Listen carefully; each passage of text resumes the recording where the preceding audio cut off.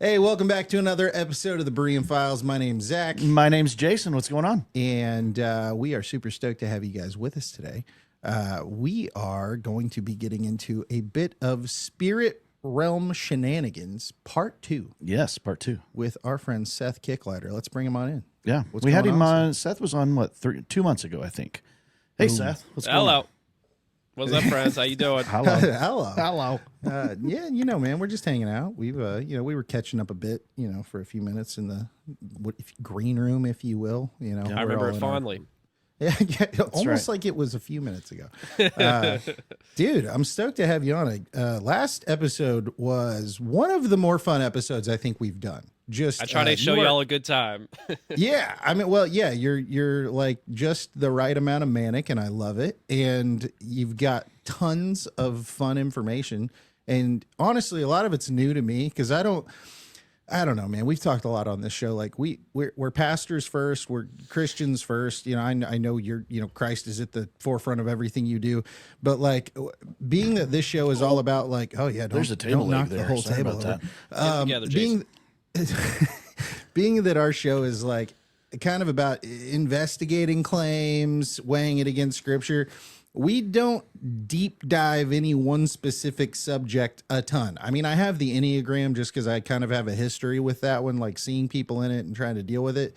But like a lot of this information's new to us all the time, and you bring tons of it, and I love it. We got a lot of years in the 501c3 as well. That's true. So That's we kind of know that one from the conspiracy of its inside own. out. Yeah. So what are we talking about today, man?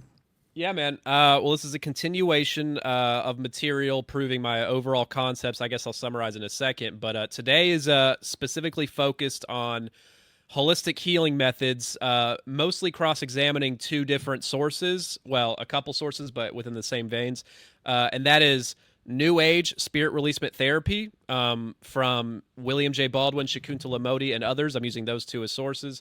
And cross-examining with, and those are New Agers, not, well, Baldwin identifies as a Christian, but he's basically every part of the New Age embedded into it. Not so differently than who I'm more specifically focused on lately, and that's Daniel DuVal. Yeah. Who, I have quite a big beef on the internet forming with him, and things have progressed lately, and I'll share this with people first so they know what's going on behind the scenes. Okay. Because I've been doing these defamation trial podcasts for a couple months now, justifiably and righteously so. Maybe not every word I say, but the overall theme.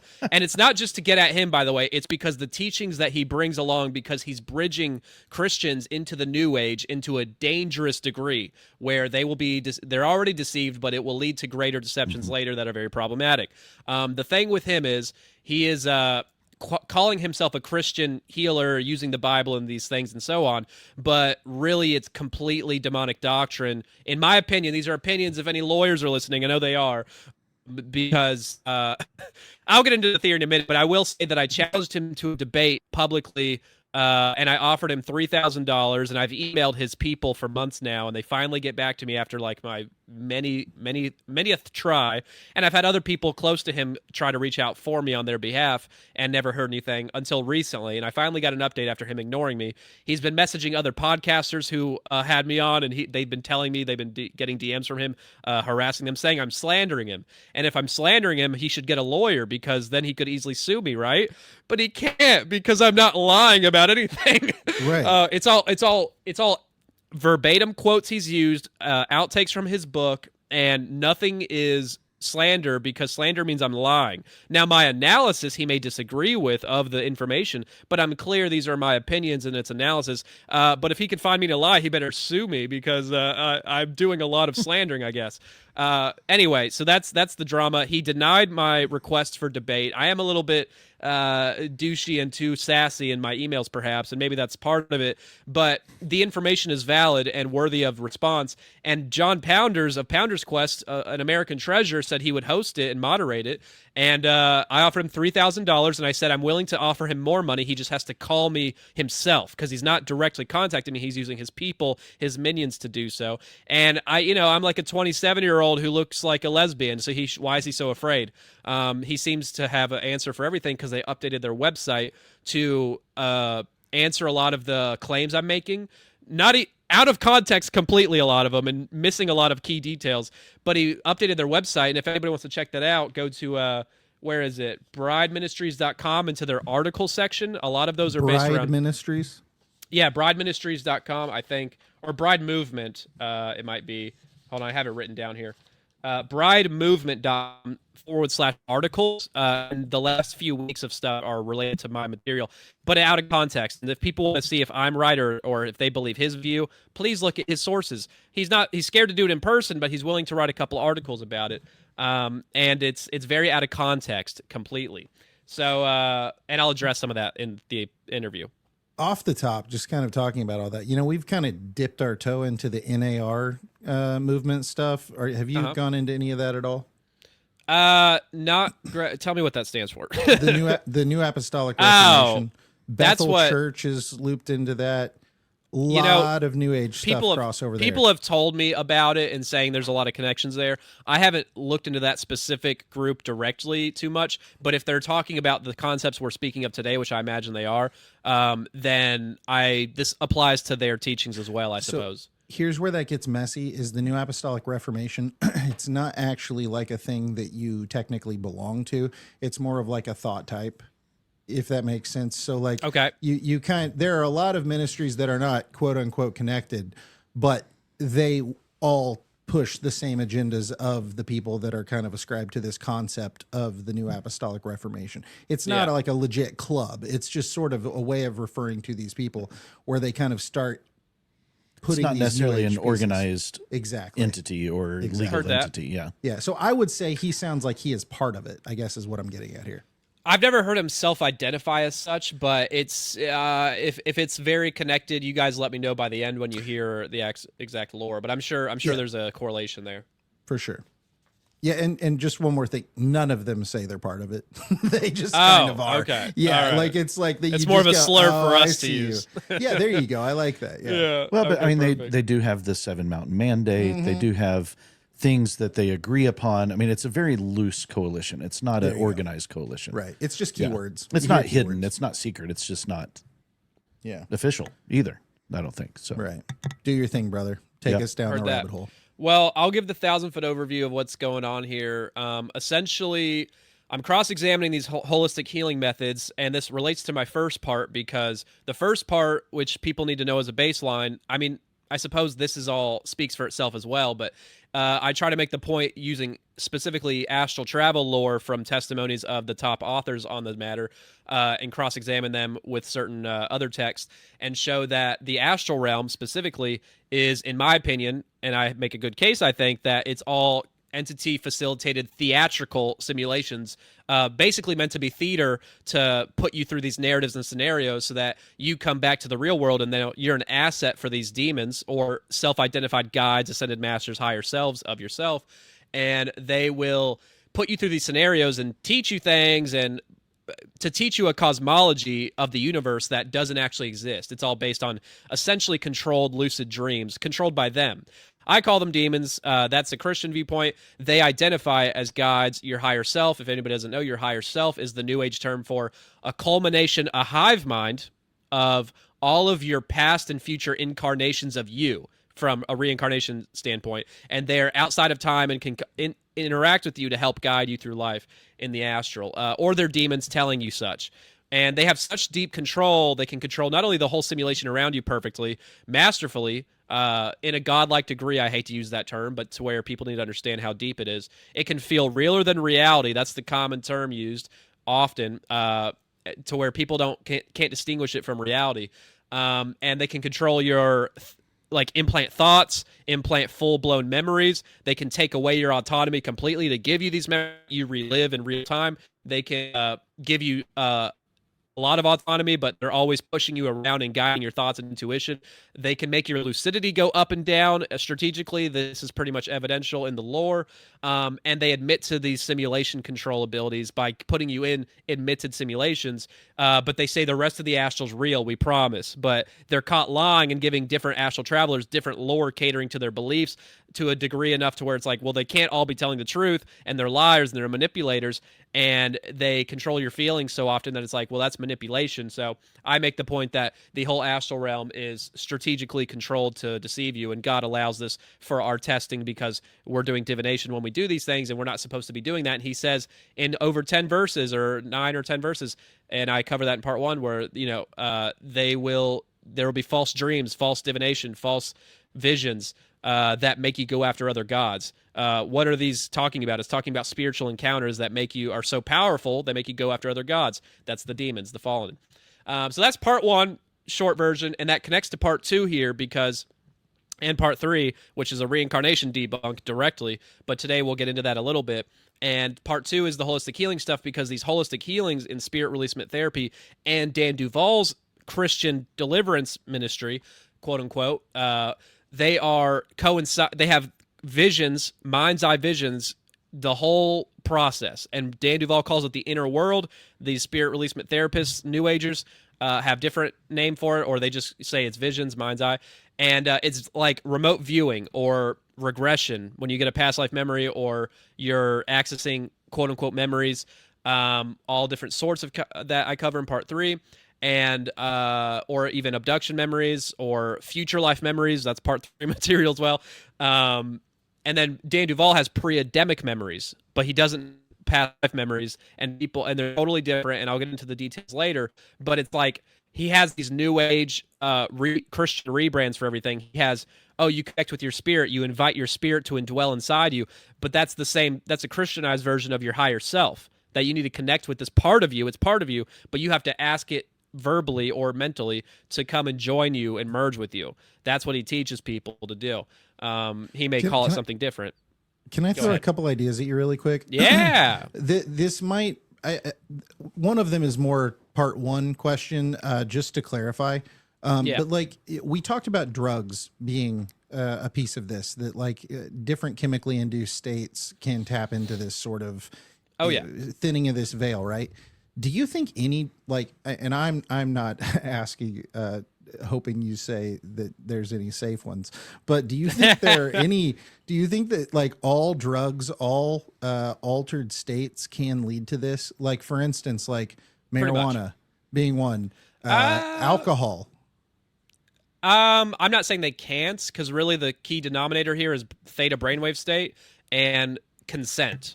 Now, you can give up your consents in various ways, but choosing to go out of body, or a psychedelic experience like DMT, where most people get out of body. And I say out of body, I should be clarified. I don't think people are going out of body. I think it's an experience coming to you, just like Andrew Gallimore says, who won't respond to my messages. It's coming to you from an entity facilitating the entire thing. It's not a spiritual power you can grow. So drugs-wise, I actually got into a Twitter argument with this Christian the other day who thinks you can access angels with DMT. And I was telling him, no, bro, these are demons masking as angels, as they are said to do in the Bible.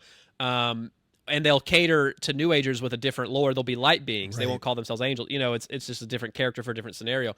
And they'll say, no, if you desire to talk to God or desire to talk to angels, you can manifest them. And you can't suck God. You can't choose when he talks to you. Every spiritual encounter, out-of-body experience in the Bible that a prophet has, do they initiate it via occult rituals or drugs? No. God pulls them out and does it for a purpose to further the kingdom, not because you want to talk to him. It's because he chooses. It's for his deliberation and choosing, which has a purpose, and for you to fulfill something. And it's not a common thing that anybody can just do willy-nilly. No, I think drugs, you're always going to get demons. I think God can maybe pull you out of a dangerous astral scenario if he sees fit, because he can do whatever he wants. But he's not. But when you give up your sovereignty and your consents through this process, you're doing divination. You're asking to be deceived. And look at the fruits of what happens when people talk to these DMT entities, for example. What do they come back with? It's always New Age Gnostic material with varying details, just like the astral lore, catered to each person for the most part. But overall, it's never biblical. And if it's pro-Jesus, it's never he's Yahweh or in the flesh. It's never he's, belief in him will save you. It's never that. It's always, Yahweh's the God of this realm, maybe. That's the best thing they'll say. But they'll say he's the demiurge, he's evil, he's not Jesus, and he is not the top God of the universe, just this realm. And there's a higher realm, and Sophia or some feminine, divine feminine God is the top dog. Right. And I'm like, well, why'd she let the demiurge get the control of this realm? That's a little weird. But it's a Gnostic thing. I ask that because some years ago, pretty young in my faith, as far as like actually owning my faith, walking in my faith, like going like, no, this is something I've actually like got to own for myself. I was in Michigan, and I was Yep. like, weed's legal. Let's see Nice. what happens. Is this really bad? Is this bad? And I ate an edible, and Oh, don't do the went edibles, bro. No. brother, brother, brother, Even do the brother. edibles, bro.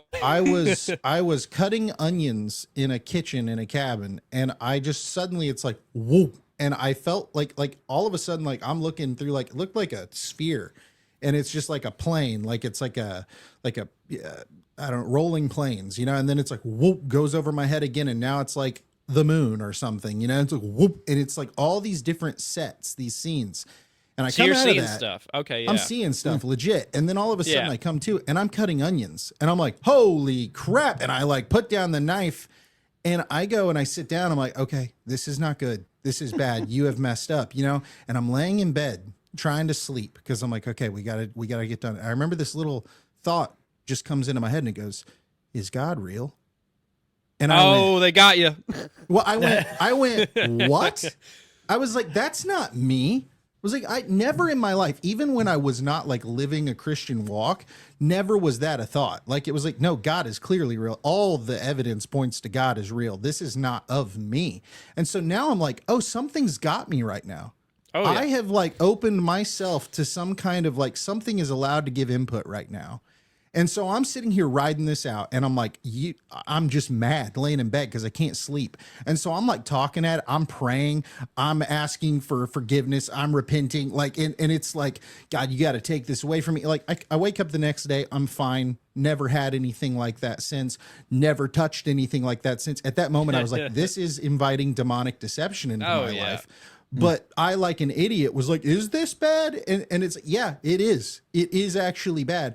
I don't think everyone who does weed has that, smokes weed has that. But I mean, like, if you eat too much or you take in too much, like, I think it could probably alter that state. Yeah. No. And I'm not edibles, saying I think weed's good. It's definitely not. Yeah, I agree. Now I do smoke weed. Now I cut back.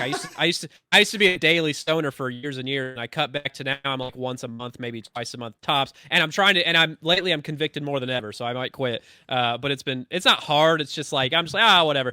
But with weed, I've always felt spiritually connected to God, but also that's kind of I don't agree with that as a good thing to say or believe, because I feel like more connected in the moment, but also that could be guidance by entities to make me do it more also. I'm totally aware of that. There's also the, like, you have like a drink or two and you're like a little bit like, and if you've smoked for years or something, you might be to a point where if you have a little bit, it just relaxes you. It calms you. Once again, I'm not putting my stamp of approval on this, but I am just saying, I understand what you're saying. Like if I have a drink, I'm a little bit relaxed, but I'm still of my own. You're faculties. not. Yeah, it's not enough to where you're like going off the deep end. And now, whenever I drink, I have a beer or two, maybe three, but that's rare. And I don't drink liquor. I haven't in years, and I don't get drunk. I haven't been drunk in years, but I'll get a little buzzed. Now for weed though, I don't do edibles. I haven't done edibles in a long time. Every time I did edibles, almost every time, I get psychically attacked by demons. Legit, like, as bad as when I was on acid, which I've only done a few times, and psychedelics. Like, I get really bad psychic attacks. I never have a good time ever. I've tried it too many times for how many bad trips I've had.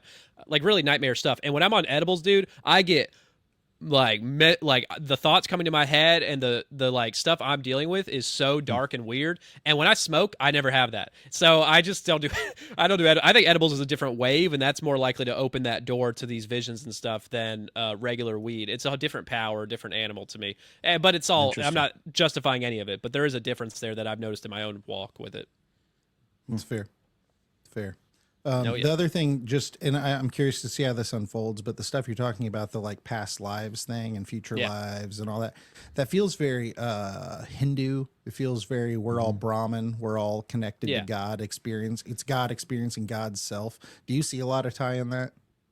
Yeah, I do. But at the same time, when you research this enough, you realize reincarnation in general, which there are dispersing details in the teachings for sure, all from entities. It's weird they don't give us the same info. And we'll get into that more later maybe. But it's not just a Hindu thing. It's very much most belief systems, which if Christianity is true, then all these are guided by demons and fallen and creating many belief systems to muddy the waters instead of creating one counter religion, which is more dangerous for them to do because it becomes an obvious deception. Sorry for the audience. I talk really fast and that's not going to stop. I'm sorry. It's not. I don't look at it as just a Hindu thing because I know most belief systems outside of Christianity teach it. Not all of them, and a lot of demons will guide like one life religions and belief systems or channeled material like the Urantia book. But it's or like Swedenborg's astral travels will validate it, even though other astral travels will validate reincarnation. But he's a Christian, so they'll give him the one life story. But they won't have heaven and hell be the same. And have like whenever you go to heaven, you keep ascending to higher realms and different dimensions and stuff like that. It's not like a one-stop shop. So they'll, as long as it's non-biblical, they don't care what you believe. But reincarnation is ideal for their teachings, but they create non-reincarnation based teachings via other religions as well because they have to muddy the waters and have a controlled system for each thing. A lot of past life memory stuff has very complicated admitted fabrications, and which I'll cover more in part 3 in a little bit here today. But there's so many admittances of people experiencing past lives from other entities attached to them that they say it's from ghosts instead of from demons. And they'll say it's real memories, but these are from ghosts, but you're reliving it and it feels like your own and you might think it's your own, but it's not. And they admit that all the time. People just don't like to talk about it who are New Agers because it looks bad.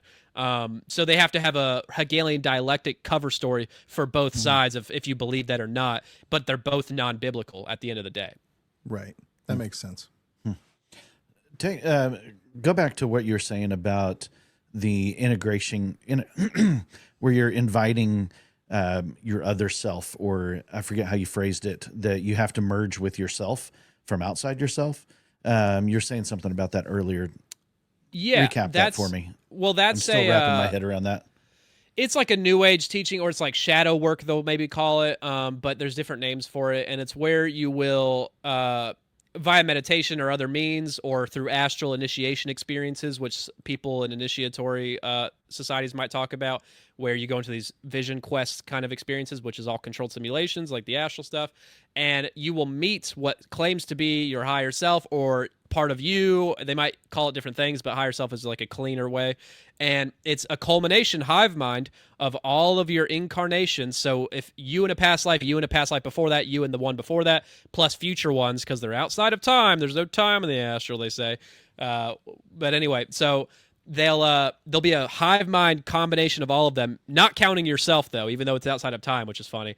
And you don't have to, but they want you to ask them, which is a consent thing. It's weird. They're consent harvesting. They did it with Monroe, and I covered that in the first episode, but he said no. But other people agreed to it. They asked to merge with you, and it might not be full possession. It might be. It depends on the actual semantics of the question and the answer. But it's additional consents for additional merging, at the very least, if not full possession.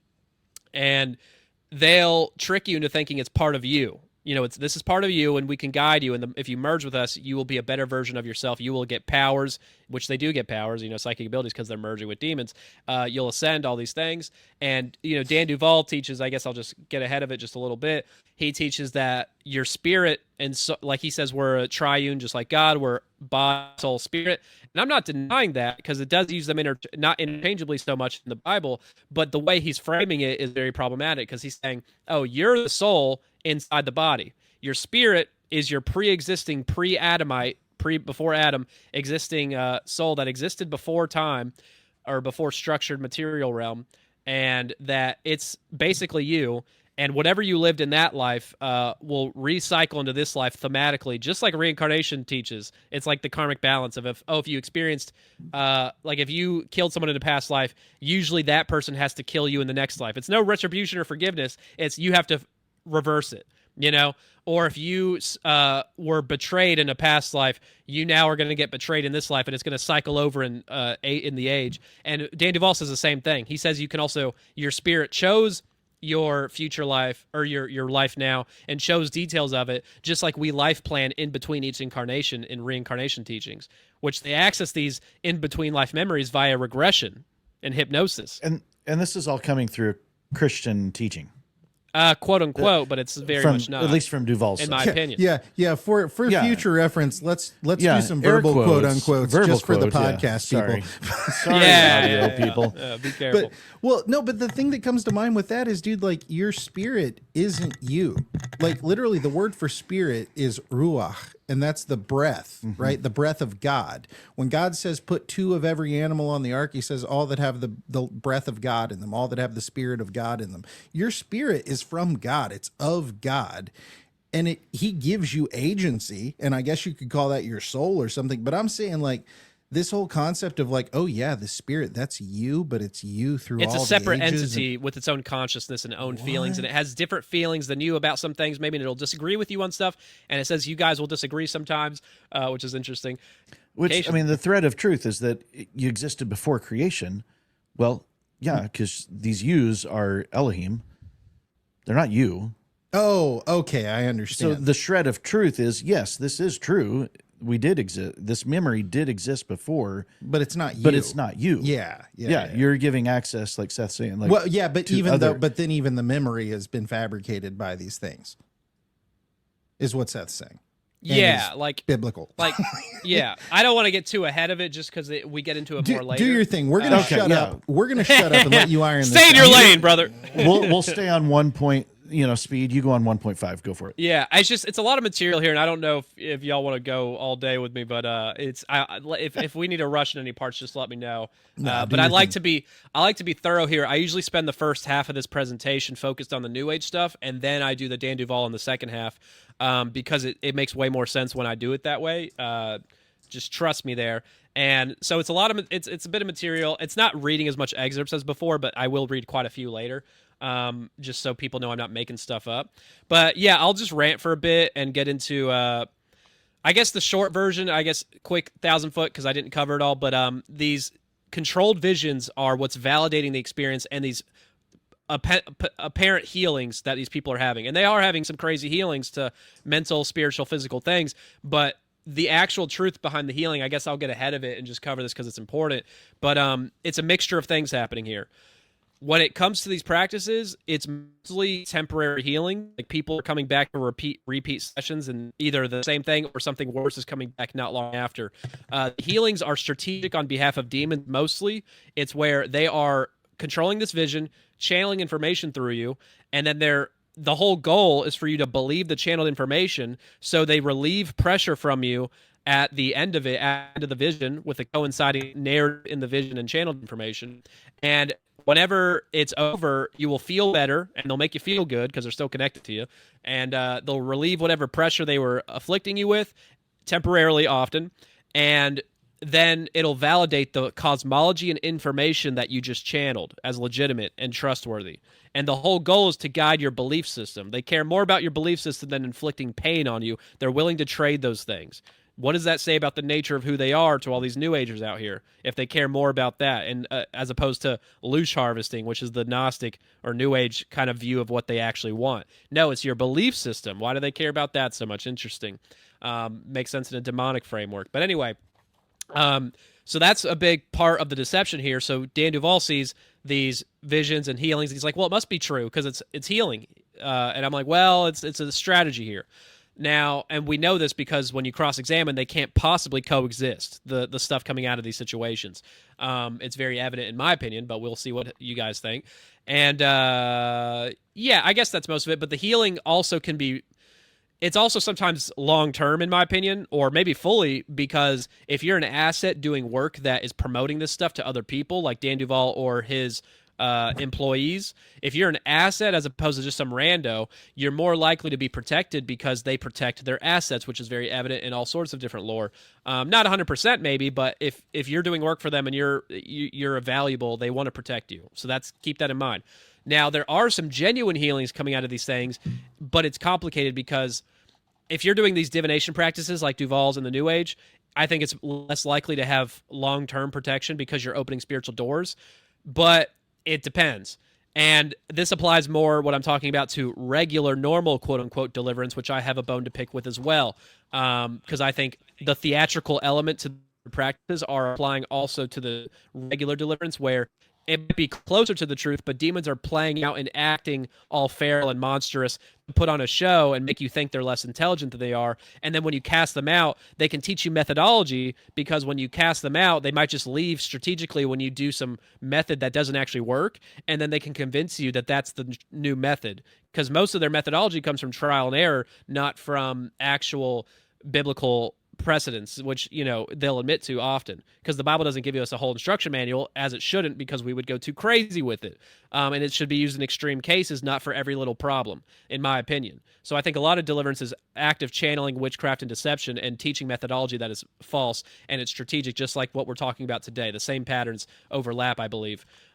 So the real healings come through the same reason Jesus tells the woman who touched the hem of his garment, who got healed. He says, you have been healed by your faith. I'm paraphrasing, but he said that. And he's saying, your faith healed you, not me. Like, he could have, yes, but it tells you in other verses, which some have been taken out from newer versions of the Bible, which is crazy. Prayer and fasting is how you get rid of these types of demons, like some higher level ones. So it's saying your faith, your prayer, your fasting, etc., your own sovereignty is what heals you often, and it's just the cosmic law, essentially. So people can get real healings from these awful practices if their heart posture is pure and true and desires the right things, and they stay in covenant with God after that. But if you're doing these divination practices and channeling, I don't think that may be very much more than temporary. Maybe God will reward you if you're really, have a good heart here.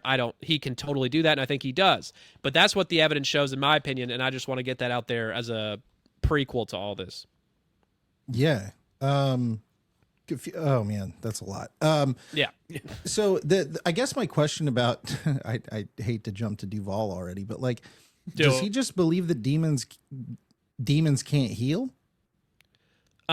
He literally says, almost every interview I've seen him, he'll say the quote, Holy Spirit never heals based on a lie. And he says that so often. I'm like, are you trying to convince the audience or yourself? He says it so frequently. And it's funny because he doesn't acknowledge the New Age has too, because they're not doing it in the name of Jesus all the time, right? And they get healings, but he doesn't address that ever. He never brings it up. I don't know if he knew about it till recently, or the shamanistic healings with the soul fragment stuff. It's the same thing he talks about. But I think he doesn't believe they can pretend to be entities they are not, even though it's very obvious Satan comes as an angel of light. They can mask as light beings and angels and such in the astral and in these scenarios. And he never talks about testing the spirit. His Q&A on the website recently addressed, he said that, this is how we know, because we test the spirit. But they don't actually say Dan does this in the article. It's funny. And he never talks about it ever. I've listened to 60 plus hours of interviews of his and read his books. Never talks about testing the spirit. They say they do in the Q&A, but I've never heard him talk about it. So it's very strange to me. So they just believe whatever every entity identifies as, and I don't think he believes they can identify as something they're not.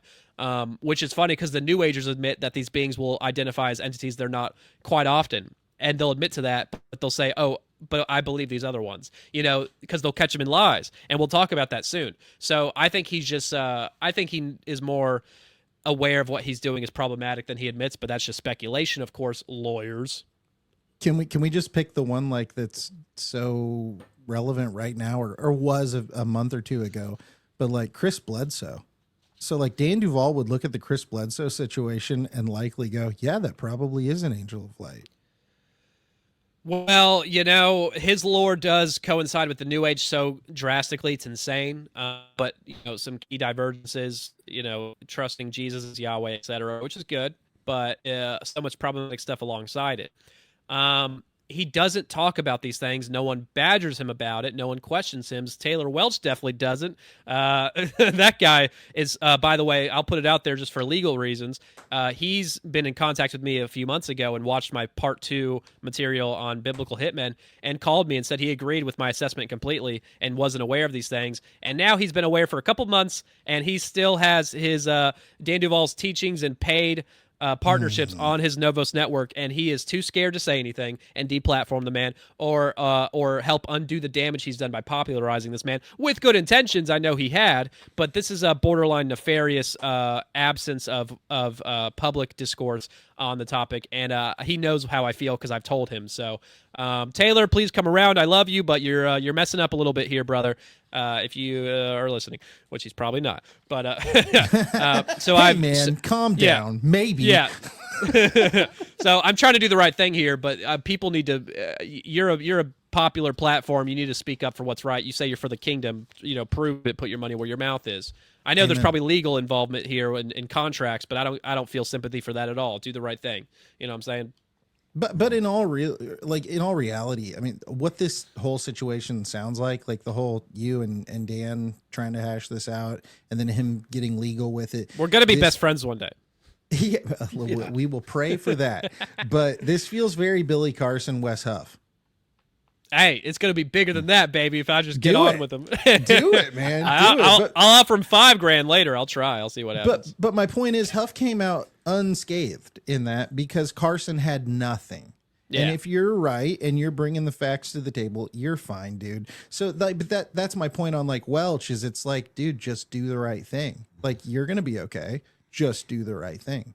People will respect that you're admitting you were wrong. People Yeah. will. Some people will be pissed Yeah. off, whatever. Do the right thing. Yeah. I don't care. That's Gotta what undo the discernment damage. looks like. Sometimes we get it wrong and then we correct it. That's what Christianity is all about, dude. It's forgiveness and it's repentance and it's growing in Christ. That's Amen. the whole thing. Excuse me. Nice. Thank you. I had to check. I had to look over at Jason. I was like, was that on our end? Nope. Now that's my thing. Only I'm allowed to do that, bro. Fair But yeah, I'm gonna get into this because we got a lot to cover. Let's do I it. will just summarize that. The sources I'm pulling from are William J. Baldwin's Spirit Releasement Therapy Manual. That's the title of his book.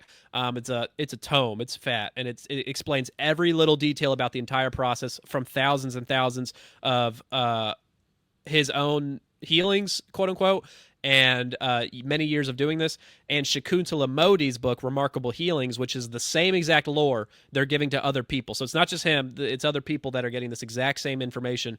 And Carl Wickland's 30 Years Among the Dead, which diverges quite a bit in some key ways, which I'll cover his first in less detail, and then Dan DuVal's stuff will be at the end. But I'm going to start with Carl Wickland's work and talk about, I guess, the core parallels between all of these practices, and that is that there's always a theta brainwave state involved with the patient. They're going into a meditative state. You can call it a trance state. They don't like to call it that, some of them, but guess what? You're all contacting entities, channeling information, getting mind's eye visions, and healing at the end of it. This is divination, no matter what you want to call the trance state or not. It doesn't matter. They'll say, no, it's a light meditative state. Semantics. Do you got an EEG on your brain scanning it right now? Neither do I. So neither of us can defend it fully, but it requires a theta brainwave state to do these entity contacts, and they're all admitting to that. So it is based, and I would call it a divination. And there's also another thing they all talk about, except for Carl Wickland's, which we'll get into why, the other three talk about soul fragments, and I'll explain that more later, and which are like altars split off from your soul, which you have to ask to reintegrate with you, or have Jesus heal it and then reintegrate with you, which is asking an entity, which might be a demon, to integrate with you. Just interesting note there, which is a consent thing. That's strange that your soul needs consent to merge with you, part of it. And they all talk about, at the end, if it's an entity attachment that's causing these problems, which is pretty much most of the case. If it's the New Agers, and it's like a demon, they'll call it dark force entity. They'll rebrand it because it's not a biblical demon, but they go by that name sometimes. They will heal them and transform them into an angel of light by teaching them to convert, essentially, and they'll physically transform in the mind's eye vision, and they will send them to the light to be a light being. But when it's Dan DuVal, he gets a demon, a biblical demon, he'll send them to the pit. And this is a metaphysical command where angels are facilitating it. And this is seen in the mind's eye vision of the patient, okay? Like, really, it's metaphysical commands and prayers and such, commanding angels to do the work, but it's all seen, okay? So that's validating the process even more. So they just send them to the light or send them to the pit, whatever you want to do. It's just, it's different lore for different people. And I already covered the healings things and the divergences there. So getting into the first one is 30 Years Among the Dead. That's the book that came out in the 20s and over 100 years ago. And it is a culmination of 30 years of channelings from Carl Wickland and his wife, because they did it as a power couple, power duo kind of thing. Now, they channeled for 30 years, okay? not a single entity was encountered except for ghosts, earthbound ghosts from dead spirits of humans, and ascended spirits that went to heaven and then come back to say hi and give you information. Never encountered an alien, never encountered a soul fragment, never encountered a demon or something identifying as a dark force entity or whatever. None of that. It's all ghosts. Now, in 30 years of channeling, how do you encounter that? But in the spirit releasement therapy, like 80% are ghosts, but the rest are aliens, soul fragments, dark force entities, demons, etc. And in Dan DuVal's lore, there's no ghosts. He does talk about the cloud of witnesses, some spirits in heaven, I think, but that's something else. But it's mostly demons, okay? And there's some and aliens too, not demon possessed meat suits of aliens, but actual aliens. So he promotes them as legitimate aliens, maybe guided by demons, but he doesn't really talk about that from what I hear. So he doesn't encounter any ghosts, even though that's 80% of what the New Agers encounter. Okay, the odd of channeling for many, many years, all of these people for decades, and they encounter a different groups of sets of beings. Now that alone should kind of throw a huge wrench in this thing immediately, but I have so much more. So in Wickland's 20s book from an earlier era when things were a simpler time, okay, they're getting more updated and more crazy and more elaborate with the modern stuff to keep up with the crazy conspiracy realm that we live in. With the aliens, which aliens weren't a thing back then, weren't really talked about at all till Roswell, right? So they have to keep it simple. Keep that in mind. But this was in the 20s. So his process went by his wife. So a patient would come in, and instead of channeling through the patient like all these other people are doing, and Dan DuVal and everybody, they will shock the patient with an electric device, which light beings recommended to Carl Wickland via channeling, and it shocks the spirit very aggressively. They leave the body, but the patient is like, ow, no, it's not a big deal. So then his wife, Carl Wickland's will be next to that person in a chair in a trance state, waiting for the entity so that they can catch it like a D1 wide receiver catching a football here. And she'll channel it in front of the patient. So that's the only real difference is in the process, but it's the same thing happening. She gets a mind's eye vision and she's channeling directly, okay? And then the person is healed at the end of it, the patient. So there's a lot of goofy stuff in there. I have a whole 2 or 3 pages dedicated just to goofy dialogue because the whole book's filled with dialogue, actual verbatim conversations, and it's hilarious. And all the ghosts that are channeled here are kind of retarded. They're very amnesiac. They don't know they're dead a lot of the time, most of the time, and they don't know their name or how they died. They'll remember things as you question them over and over, but they get so distracted. You'll be asking them like, hey, how did you die? What's your name? And they'll go, do you have any morphine? Or asking about like drugs or whatever. And they're basically going to discuss whatever they were addicted to on the earth plane, because the whole reason for them being on the earth plane and not in the heaven realms, not biblical heaven, the whole reason is because they were so addicted to some material aspect of earth or had some unfinished business, which is usually around, I'm addicted to morphine, or I want to get laid and I care about sex too much, or I love my wife so much and my kids, I don't want to leave them, so I'm going to stalk them in the astral plane forever. Like it's some reason, right? Or someone killed me and I want to get vengeance by attaching to them and stuff like that. But they don't know they're dead often. But they kind of, for many decades, they might be floating the astral plane or the earth plane, but they don't know they're dead most of the time. And time seems to move strange because they don't know what year it is and they have no idea how long they've been dead. Sometimes it'll be 100 years and they'll think it's like a few hours, but they've been following people and connecting to people for 100 years. It's like, I don't really buy that you're that stupid. But after being pestered, they'll start to remember things. It's interesting how that works. And whenever they're channeling through this body, usually they're just merged with people and living vicariously through them. Okay. Like they'll merge with you. And when you're like, if you're an alcoholic and you're a ghost, and you die as an alcoholic, you're likely to attach to someone in a bar who's a heavy drinker, because now you can experience drunkenness and being drunk through their body, connected to their body. And while you're doing that, you're increasing that human's urges, turning the dial up for them to have more of these dark urges or sinful urges or for specific things. Sex, drugs, whatever it may be. So they turn the dial up, just like demons are said to do for us. Like they take our own sin and amplify the urges. That's what they're said to do, essentially. Maybe not verbatim, but that's implied heavily. Can we pause for like 2 seconds? I just want to please clarify something. Go ahead. Are you saying, okay, are you saying this is what like these people believe about these Yes, ghosts? yes. Okay.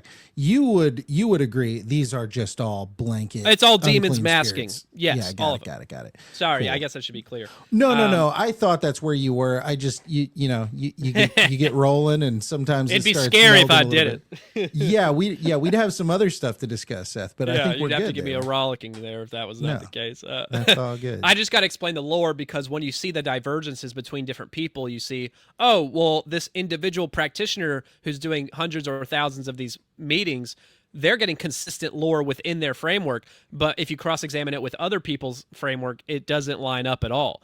Maybe overlap a lot, yes, but because they're trying to merge these things, but it doesn't line up. And we'll get into a big one right now because a big detail here is that, well, let me just say, the ghosts that they're channeling are retarded. Like I said, they're hilarious, and I have some goofy quotes in my book I collect just for fun, and you'll see what I mean. And it's all theater and acting, and made up to be playing characters, but they don't give you grand cosmology and answers about the universe and all these crazy facts like the ghosts and entities of the spirit releasement therapy and Dan DuVal's work. A lot of them aren't that dumb. They know they're dead a lot of the time, not all of them, but they're a lot smarter than the ghosts of 60, 80 years prior. They're more intelligent cognitively, collectively, and they'll give you more information, which is interesting. But it's a newer time where they want to give us more crazy information. Back then, they just wanted to create the mythology of ghosts, and they did that in various ways. Instead of giving us so much crazy, crazy stuff too fast in the 20s or the early 1900s when things were simpler. Keep that in mind. They have to cater to the time period. Nathaniel Gillis would talk a lot about that, I'm sure, and Valet and people. I got one more question. I'm sorry. Hit me. I just feel like this is important. Yeah. So, okay. So you're kind of bringing up the fact that, you'll look at, all of this sort of category over here has got all of these kind of connecting dots on similarities you'll find in this thought. But then you go over here to these people that don't necessarily believe in ghosts. They believe in light beings or whatever, and they're going to have kind of their own lore over here. Right. And Yeah. so like, you would agree that like all of this is being imposed by the entity, that this is all a fabrication in the 100%. astral plane being imposed on them. So my question would be this: folks that are like in the alien sphere that are looking at like the stories and how they connect across the board, like people who've had abduction scenarios, things that have happened where this person says this, oh, and this person over here had the same thing. Think of our buddies over at Nephilim Death Squad, how they're kind of connecting the dots and going, look, this person's saying the same thing as this person, saying the same thing as this person. All these things are clearly the same thing. Do you think there's validity in looking at these things that very well may be happening in the astral plane that are just projected hallucinations on the person, and then connecting the dots and going, so they must be connected? Do you see what I'm saying? Like, if it's being imposed, is it still valid to connect the dots? It's complicated because there's a ton of overlap with all these.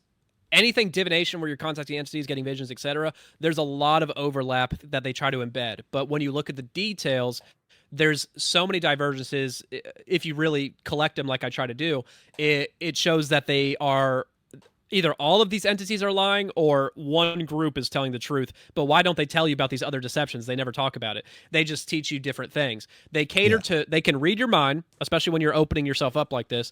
And they know what you're willing to believe, and they know what their framework is, and they try to meld the two closest they can by getting you not to question anything and trust that they're truth tellers. So a lot of the information, all of it's controlled, yes. There's a lot of limited hangout in some cases, like abduction recovery memory. I think all of regression to get abduction memory recovery, I think it's all controlled. You're not getting real memories. You might be an abductee to a physical entity, yes, but if you're doing divination to get this vision, there's a Hegelian dialectic going on where they give you a screen memory, which you'll easily get through. Even John Mack got through them easily, and then admit that they do false memories, which are real as any, and then you'll get through to the real memory because how do you know it's real? Because it's darker and more like evil than the first. And why would they give you a fake memory if it's evil? Why would they do that? It actually benefits their narrative of creating these factions. Because you know what I'm saying? Right. So like an example, is her name Karen Wilkerson? Is that it? I think that's close, yes. Karen Wilkinson. Wilkinson, yeah. Had like the implanted child kind of thing, and then they bring her back and show it to her years later, and it's not quite right. And Yeah. like a lot of They people age think really that, fast, but they might actually Right. do that. well, that's what I'm saying. So like when you get into like the possibility of hybridization technology and all that going on in the spirit realm with the physical realm, how do we draw the difference between the lie being imposed on you and what may actually be evidence of things happening? This is one of the most complex things you could possibly ask me, and I know how to kind of answer it. This is my part 5 material that I'm actually working on right now, this exact topic of abduction Okay. memory recovery. And it's very elaborate, and it's going to take me a while. But Yeah, so and don't let me it's- hijack this whole talk, by the way. Just, hey, this is know, on do you, what dog. This can. is your show, man. I love it, but and I like I love the divergence. It's just this will be a long episode if you if it goes like this. But, whatever happens. I'm man. cool with it. But so what did you ask? So you're asking how do we tell the truth from the lies and how much truth is in it, basically. Here's the thing. I think a lot of the fake memories, not like Secret Space Program and like Water Kingdom shit, but sorry, bad language in my mind. I'm a bad boy, audience listening. But yeah, but I'm heart of gold, I hope. But anyway, so here's the thing. They have to give you a lot of limited hangout. A lot of it will be deception, but when it comes to abduction memory recovery, I think a lot of it's fake, but it's based on reality. Maybe not all of it. There's narratives controlled for a reason, and they're admitting to a lot of things that are probably based on truth, because I think people will remember some actual abduction stuff, and if it diverges too much from the real abduction memories that aren't gotten via regression, which I'm not saying every memory not gotten through regression is real, because I don't necessarily believe that either. It's complicated. I think I think they're very good at erasing our memories, shutting them off, and getting us connected to entities who are maybe possessing us while on these ships, so that we don't remember, because we can't remember and when we're fully possessed, we can't remember what our possessing entity was doing while we were asleep. And I think that might have something to do with it. And it doesn't sound fair, and I'm saying it totally is. It's definitely a bloodline related thing, because they abduct people based on their bloodlines, it seems, from the evidence of the lore. And they might have more access and more rights via people who they have more Nephilim blood in them. That just seems to be the case. And I'm not saying that's totally fair, but it wouldn't be that way if it wasn't for the fallen and demons being really evil. Sorry. We Maybe live in a a hard, tough world. generational iniquity tie there as well. Yes, and I'm not saying there's no way to erase that. There might be. In some cases, it seems to not be able to work no matter what you do. With true believers, I see getting these situations, and it's very tough. I don't have an answer to that totally, but I do know, or I do believe, based on a lot of reasons, that just like how I said, they cater lore to an individual practitioner that's consistent within their own framework, but diverge when you examine it with another. I think whenever you have, that's the same thing happening with any regression material, especially and abduction lore. I think they're giving you close to the truth. Maybe a lot of it's true. Maybe that person's actually an abductee, but the memories they're getting are controlled to give you a narrative. It's an externalization of the hierarchy. The people think the aliens' main goal is to make us think that they're good and not evil, and that they're not even real. Maybe they want to like cover that up, but no, all of this is part of the great deception, in my opinion, of the end times. I think it's all part of it. It has to come out over a few decades in this slow drip way it's been working up, and it has to ramp up on an exponential scale like it has been the past few years of awareness. So it's all going according to plan, in my opinion, and they have to like drip this information out through these sources of regressionists like John Mack, Bud Hopkins, Carla Turner, who is closer to the truth, in my opinion, and David Jacobs. But when you cross-examine their lore, John Mack gets all these love and light situations, even aware of screen memories, getting through them, and most of his stuff's love and light and positive, and his people walk away with a positive experience. And then when you compare it with Bud Hopkins, it's much darker, and then Carla Turner, her stuff is the darkest by far consistently, and it's no love and light situations, all very nightmare stuff. But it also creates the idea of multiple factions quite often when you look at the evidence. They're trying to plant, as long as you believe in multiple factions and don't trust the Bible fully, and you believe in physical aliens as opposed to, meat suits with demons in them or something, as long as you believe in that and old earth, they're willing to let you believe a lot, because it's part of the deception to believe in evil entities doing this, because they have a good cop and bad cop established. Probably the sexy Nordics who look like a handsome version of this guy. Probably they're the good guys, it seems.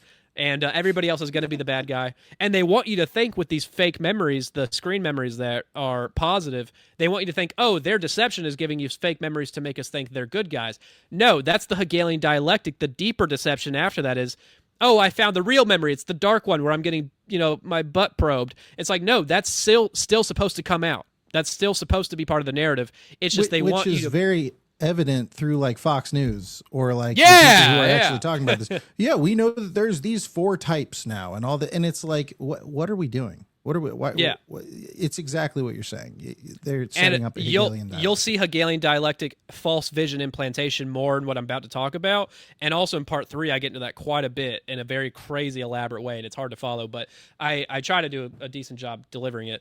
I'm gonna get back on it because we're gonna go on forever. But I love what we're talking about. It's just I'm looking out for your guys' schedule. That's all. I it is, know. you know? You're good, man. You're good. I don't give a crap how long this takes though.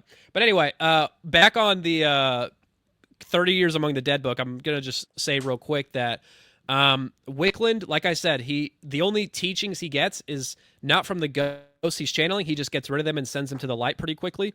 And then what happens is he will get ascended masters or like people who went to heaven, the ghosts who went to heaven of dead people, and they might come back and channel and visit and say, hi, hey, thanks for saving him a few months ago. I'm back. It's me, that one retard who you sent to the light.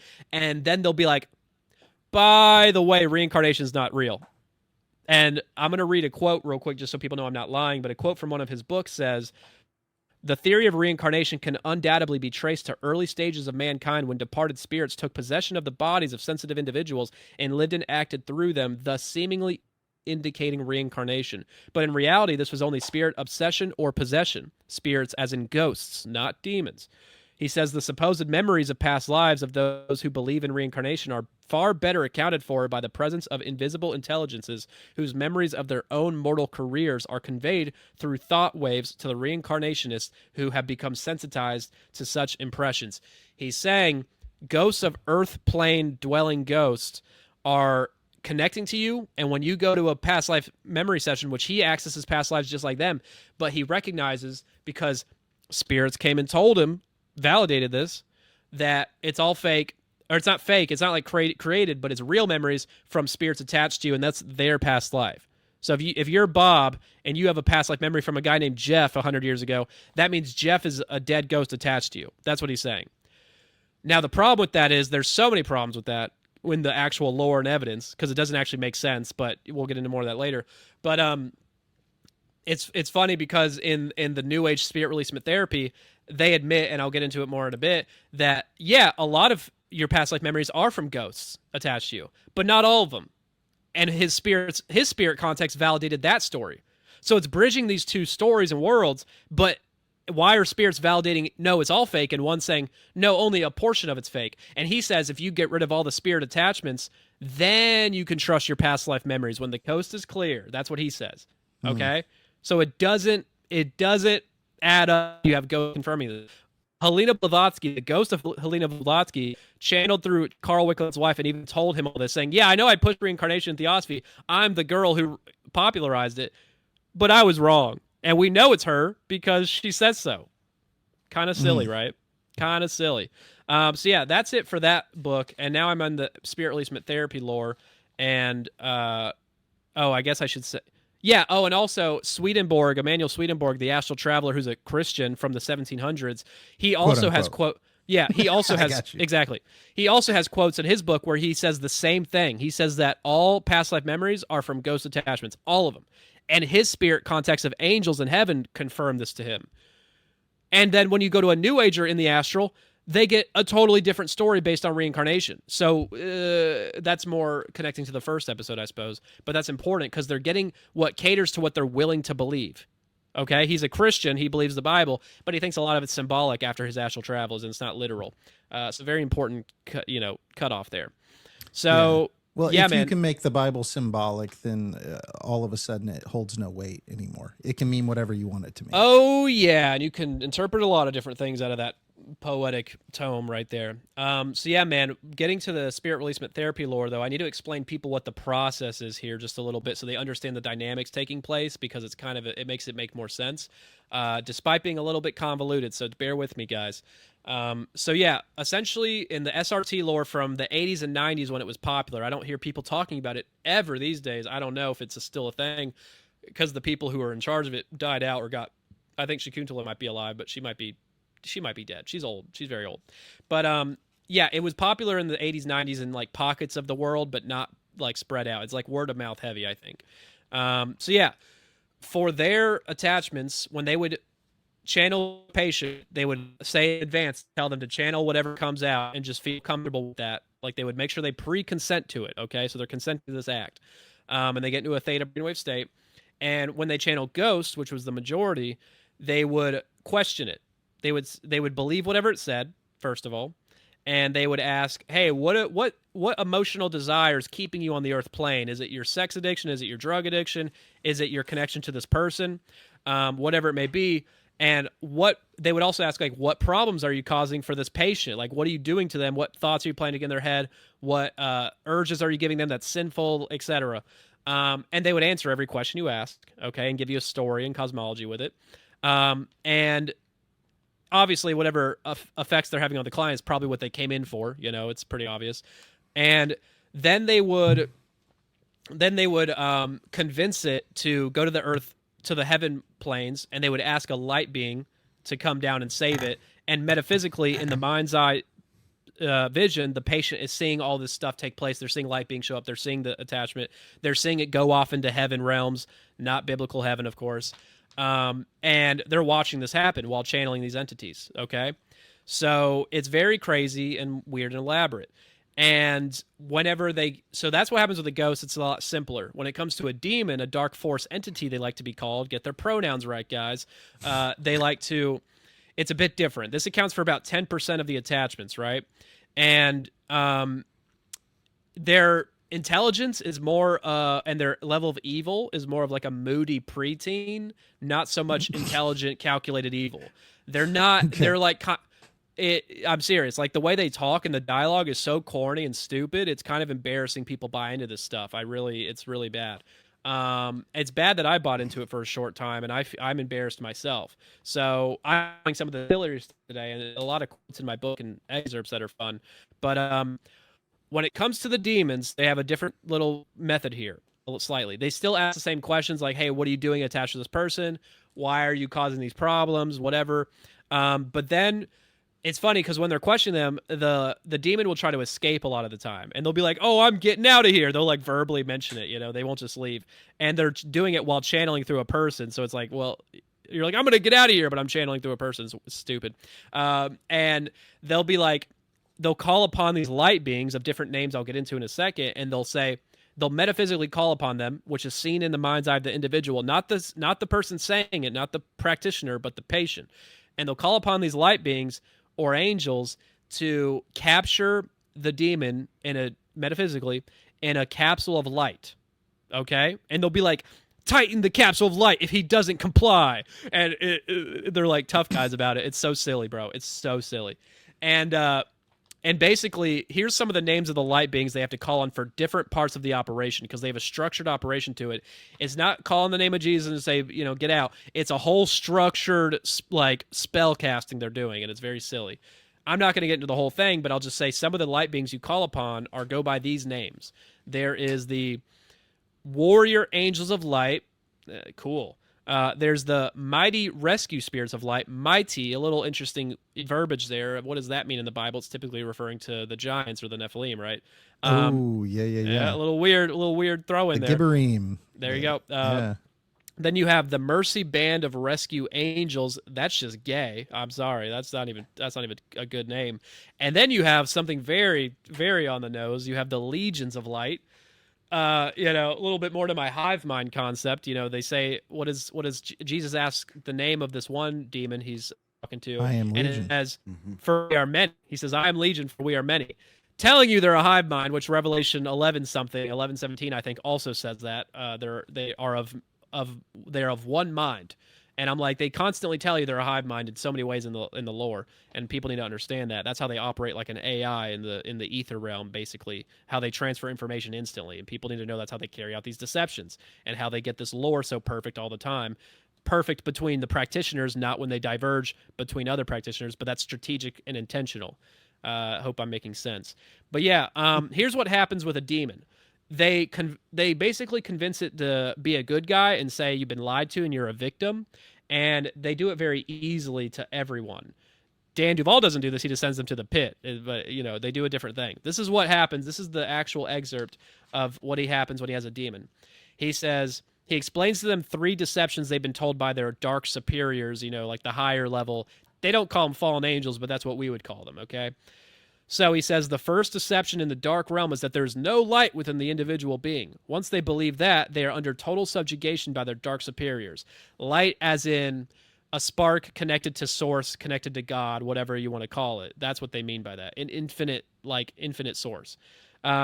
They are controlled by threat of annihilation. The second deception is that they can be annihilated, destroyed, or cease to exist. The third deception is that the light will harm them, burn them, or destroy them, like the heaven realms. Going to the heaven realms will destroy them. So, of course, they avoid the light. The DFEs, demons, are totally controlled by threat through fear of these 3 deceptions. So he's saying the demons are actually just victims to a lie. They're good guys. You just got to tell them the truth. And every time he tells a demon these things, they go, huh? What? You mean I can be a good guy? No way. And they're like, I'm so down. And he tells them, I swear on my life, this is what he tells them every time. He says, yeah, dude, look within yourself, dude. You got a spark of light inside of you. Look, just metaphysically look inside your metaphysical soul body and you'll see it. And they go, okay. And they'll look inside, and then in the mind's eye, the patient's seeing all this dumb stuff take place. And they'll go, wait a minute, I see it. It's beautiful. I'm turning into one of you. And they shapeshift in the mind's eye. And they're like, I'm a beautiful, sexy light being now. Look at me. And I'm like paraphrasing for comedic effect, but barely, Like, this is all what happened. This is DuVal doing this? No, this is the New Agers. Okay, but I'm the saying New Ager. Okay. But DuVal encounters demons, but he doesn't transform them to light beings. He just sends them to hell, to the pit. Okay, I understand. Which he has the authority to do. It's funny, but it's the same scenario though. It's the same dynamics. Right. Everything happening but they're catering one type of cosmology and scenario to someone who's willing to believe this story, and to a Christian, quote exactly. unquote, they have to deliver a slightly altered version of the same type of situation.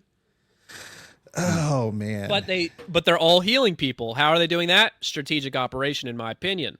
Lawyers. So yeah, it's I have to do it because they're really trying to find me slip up, and it won't happen because I'm guided by the Holy Spirit, baby, just a little bit, not every word. So yeah, man, it's crazy. So he convinces them to transform into light beings. The mind's eye vision is showing this, and then they go to the light, and they're like, "We did it. We saved you." And now it gets even sillier, believe it or not. Now, I'm going to come back in a moment to that situation I was just at because more happens, but I'm going to skip it for a brief moment, because what happens is when you get a demon, you're getting light beings to facilitate this by calling upon them, like those silly groups I named. And Baldwin says in his book, he says, often, several fake guides, fake light beings that are really demons, will show up in the mind's eye looking like an angel because they can shapeshift, all of them. And he says many will come in a row and fake all the closing out operations just like you just did. And then instead of taking them to the heaven realms, they'll sneak them off into the dark realm, take them back there. And he says he'll catch them sometimes. So what happened? This is damage control, Hegelian dialectic, false flags, in my opinion. But I'm going to read the quote so you know what I'm saying in more detail. But he says black and red, like eye color, black and red are the signal color for the DFEs. So if an angel shows up with black or red eyes, that's a faker. So I'm like, well, if they can shapeshift, why don't they shapeshift their eyes too? It's kind of like they're showing their hand on purpose. Right, right. He says the red eyes are a dead giveaway. These shapeshifters admittedly so, can attempt to impersonate a loved one, a helping angel, even the Christ figure. What? They can impersonate Christ? Oh, God, I better call the telepathy tape, kids. This is not good. But, sorry, guys. Yeah, but the eyes, the windows to the soul, give them away. In these false gods, the DFE can hold the normal color for no more than a minute, and then the red eyes begin to show. So these shapeshifters can perfectly shapeshift, but only for a minute? Who said? That's... Like, what? Like That's this guy's stupid. now he's like the defining rule on how this works? Like why do What- they assume it's pride? It's pride. is Yeah, what yeah, yeah, I'd it's all answer it, pride. Yeah. All right. Yeah. I'm Well, gonna here's the shut up thing. and let you roll. Here's the thing. Yeah, shut the hell up, brother. You're doing a great job, though. I'm just kidding. But yeah. So yeah, man. Here's the thing. It's a false flag because the whole entire operation is so deceptive.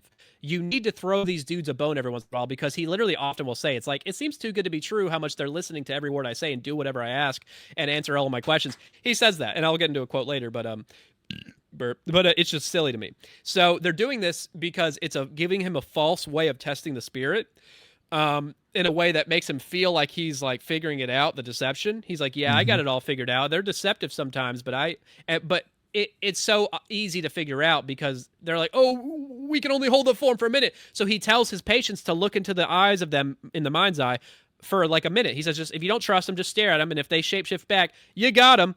But he said several of these can happen in a row. I don't get it. You're calling upon these specific light beings because it metaphysically, legally allows them to show up. But you will get demons impersonating them, sometimes multiple in a row, and then you'll get rid of them, send them off.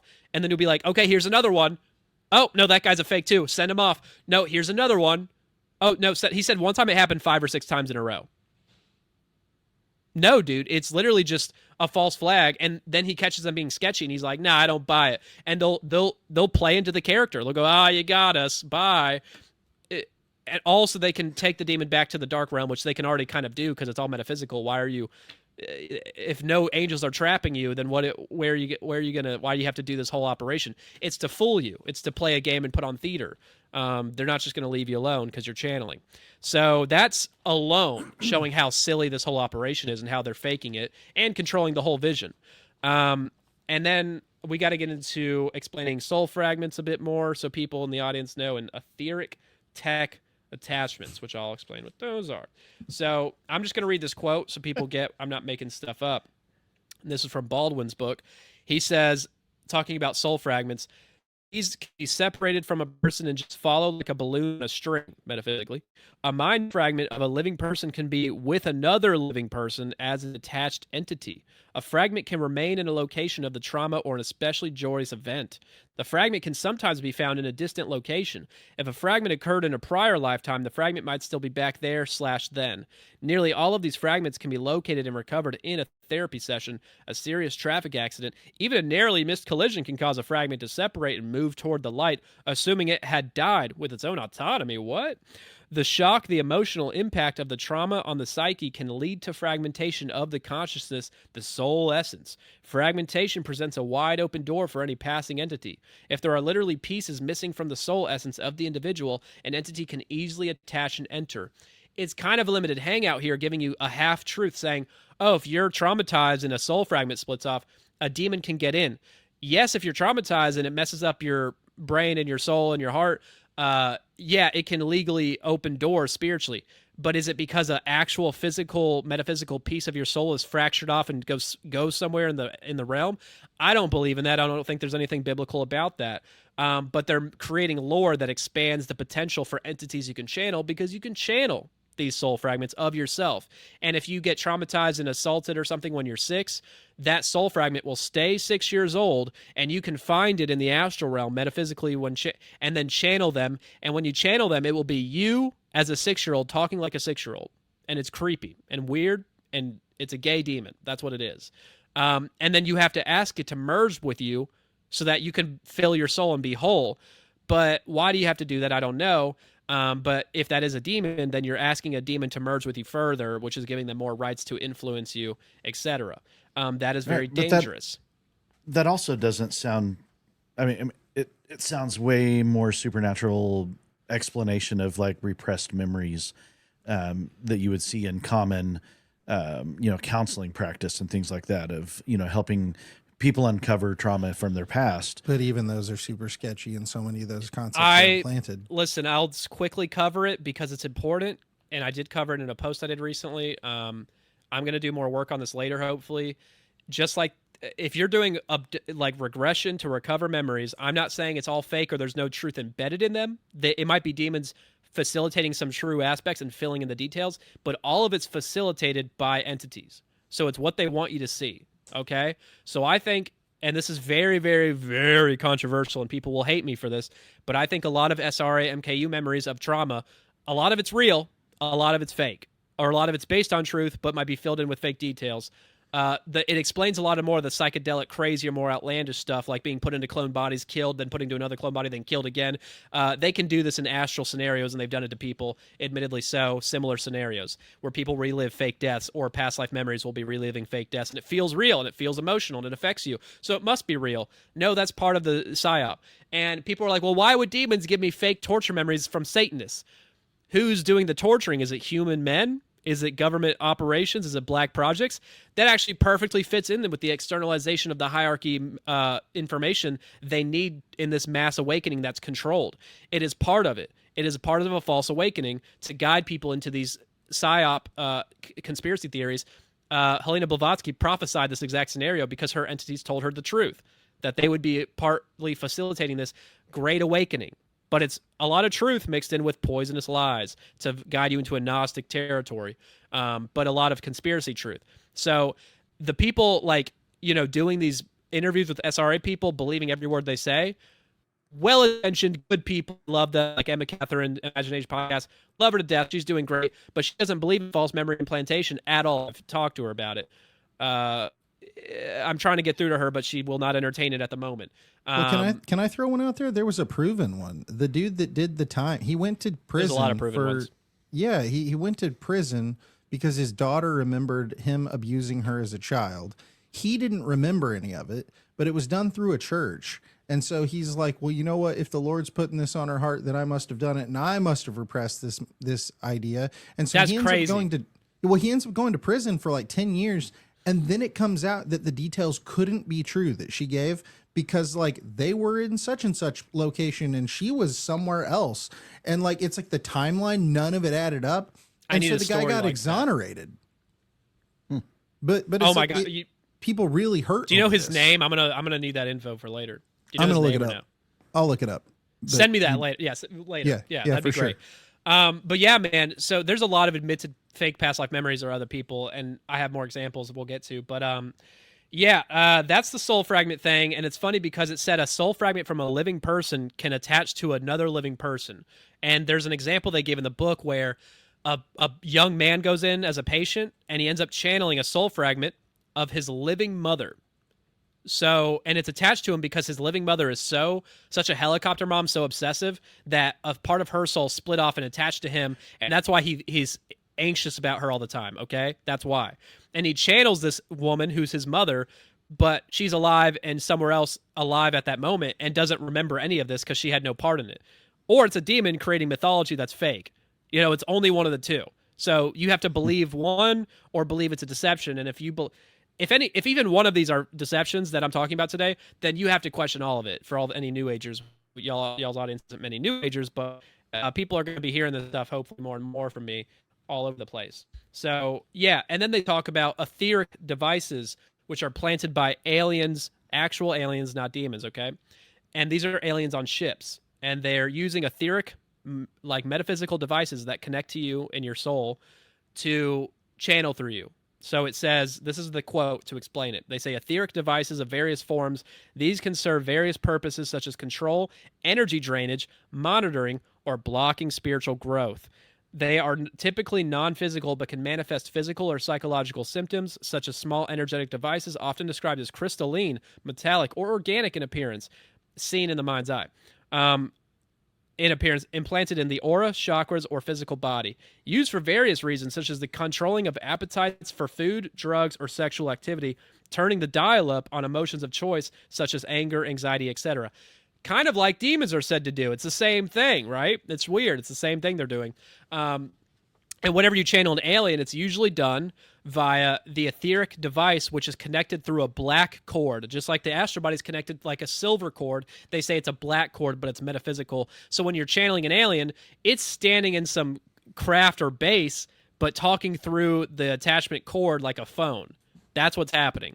A little bit silly, but, that's what they say.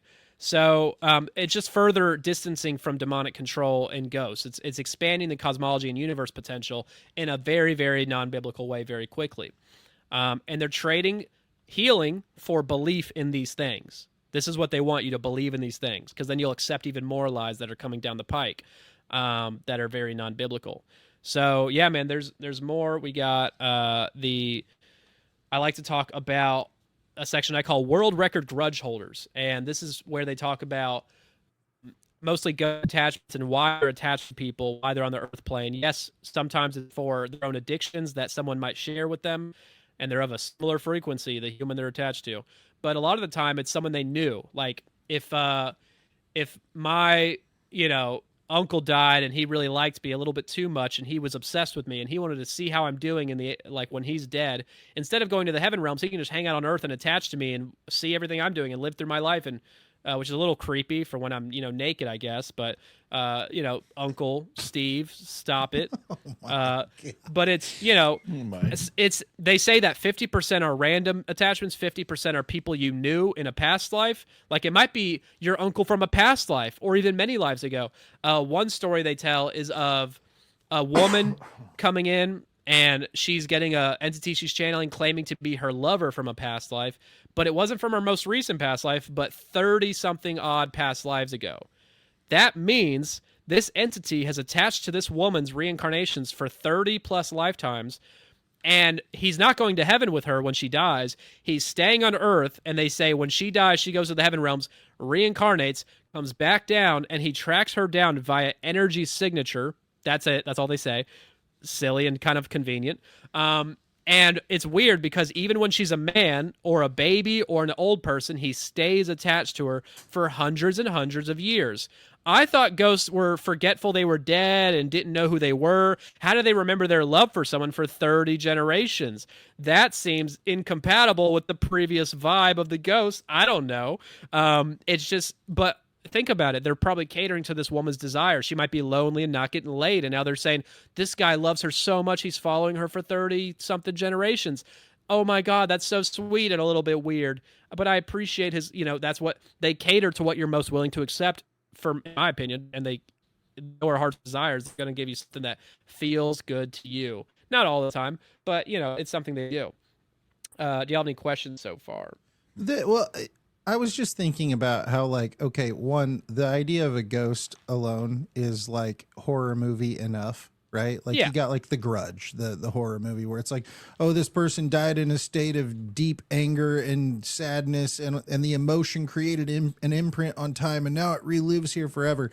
And you've just created ghostception through it's like Inception, where it's like, oh no, this goes for generation upon generation upon generation upon generation. It's like, they just kind of do whatever they want. Like they're just like, I guess I'm saying like these people, not ghosts. I don't believe ghosts are real, but I'm saying like there is no limit to the ludicrousy of what you can do when you start playing with these ideas. And as long as the entities are imposing these thoughts on you, you go, well, no, an angel told me, so it's real. I saw it in a vision. How could they fake that? Exactly. Like it just, I guess what I'm saying is it seems like there's no limit to what they can say or do. And so there's just infinite versions of this out there. Speaking of no limit, I usually don't mention this, I forget, but it's funny because they'll say a ghost attachment a person has might have its own ghost attachment, and that ghost, Russian doll style, and that ghost attachment in them might have its own, and that one might have a demon, and that one might have an alien attachment, and they say it can go on like 100 times, and I'm not exaggerating. They say there might be 100 cased in it, so that the lowest one is giving the next one urges and desires, and the next one's giving the next one, and it's so silly and infinite, it's insane. They say most people have 3 or 4 attachments, not just one. Most people have a few, but some have 100. This is literally just like the most crazy version of like the whole your bully's mean to you because somebody was mean to them. Like this is just that. It's like this is a non-Yahweh created cosmology here. This is like maybe he's in this realm, but this is like a Sophia source type thing. Whoever Sophia / source is, she's a real dummy creating this kind of universe structure. It's very silly. Could be a lot stronger. I think Yahweh's is cooler. But yeah, it's like why would you hold to this? It's just a terrifying concept. Like there's no comfort karma in this general belief. is awful. Yeah. Right. Like, this is horrible. It's all balancing. Oh, if you murder someone in a past life, they got to murder you now, vice versa. It's all that doesn't sound like the best way to go about and healing and perfecting Well, to your yourself. point though, it's never balancing because it just keeps going forever. Absolutely. Like, there's no fixing that. You right, dog. You right. I ain't against it at all. Yeah, man. I got a couple more on the SRT, and then we got to do some crazy alien stuff, and then we'll be on DuVal. But if I need to rush along, just let me know, because it's not all necessary, but the more I give people, the more that shows what's going on with DuVal is very problematic. Okay. But yeah, man, this next one is where, and I've already said this, but I need to clarify that this is a quote from Baldwin's book. He says, when a client discovers a disturbing memory, it can be a past life personality, though just as often it's the traumatic death of an attached entity. Just as often. So if you get rid of the spirit attachments, then you can trust your past life memories. Again, diverging from Carl Wickland's 30 Years Among the Dead. And then I have the quote in the updated book, but I haven't gotten it in the mail yet. But there's a crazy quote in Shakuntala Modi's book, which I found recently, and I didn't get it the first time. But she basically says, yeah, that happens a lot, but also demons can make up totally fake memories, and they'll type it on a metaphysical typewriter or speak it into a metaphysical phone, and it will feed into your soul parts, but it's all completely fake memories, not real of ghosts. But she says that, and Baldwin doesn't. So she admits that demons who are not biblical demons can absolutely fake entire memories. She says verbatim in her book. I just don't have the quote right with me at the moment. But New Agers admit to demons creating completely false memories for deceptive purposes, but she still believes a lot of them are real. So that should throw a huge giant wrench in the thing once again of the amount of potential for shenanigans is staggering, guys. Just saying. Trademark. So yeah, there's that. And then going back a little bit to the dynamics of the sessions. Remember when I said you tell them the 3 lies, the demon, and then they convert to a light being, and then you send them to the light to be a helper now with the light beings? Well, a thing they do often before they send them to the light, they ask these transformed demons who are now light beings, they ask them for a favor, and this is all seen in the mind's eye, keep in mind. They will ask them, hey, do you mind helping us out? And they'll go, yeah, dog, I got you. We're bros now. And they will help them by calling upon other demons in the astral realm, as many as they can, metaphysically speaking, and say, hey, call upon all your peers and colleagues and bosses and get whoever you can to show up, and we're going to do something for them. And they'll go, okay, sure. And they'll go, come on, guys, come about. And the higher level the demon you are, the more that show up, because they only listen to the hierarchy. It's no one above you is going to listen to you. So the higher level the demon you get, the more show up. So this is what's described in the vision. I got to read it. It's crazy. What does he say? Yeah, he goes, according to the clients in thousands of sessions over the years, thousands, it works. As these DFEs rush in, the clients describe the scene like a flood of darkness, like a river of lava or thick black oil flowing toward the light. Each DFE is encapsulated in light. Each discovers its spark. Each transforms light. The rescue spirits light transform them into their own place in the light. This is an awesome visual image to the client in an altered state of consciousness. Sorry, I'm yelling, but they're saying this is all seen in the mind's eye. There's so many demons, hundreds of thousands or millions, that it looks like a flow of lava from far away.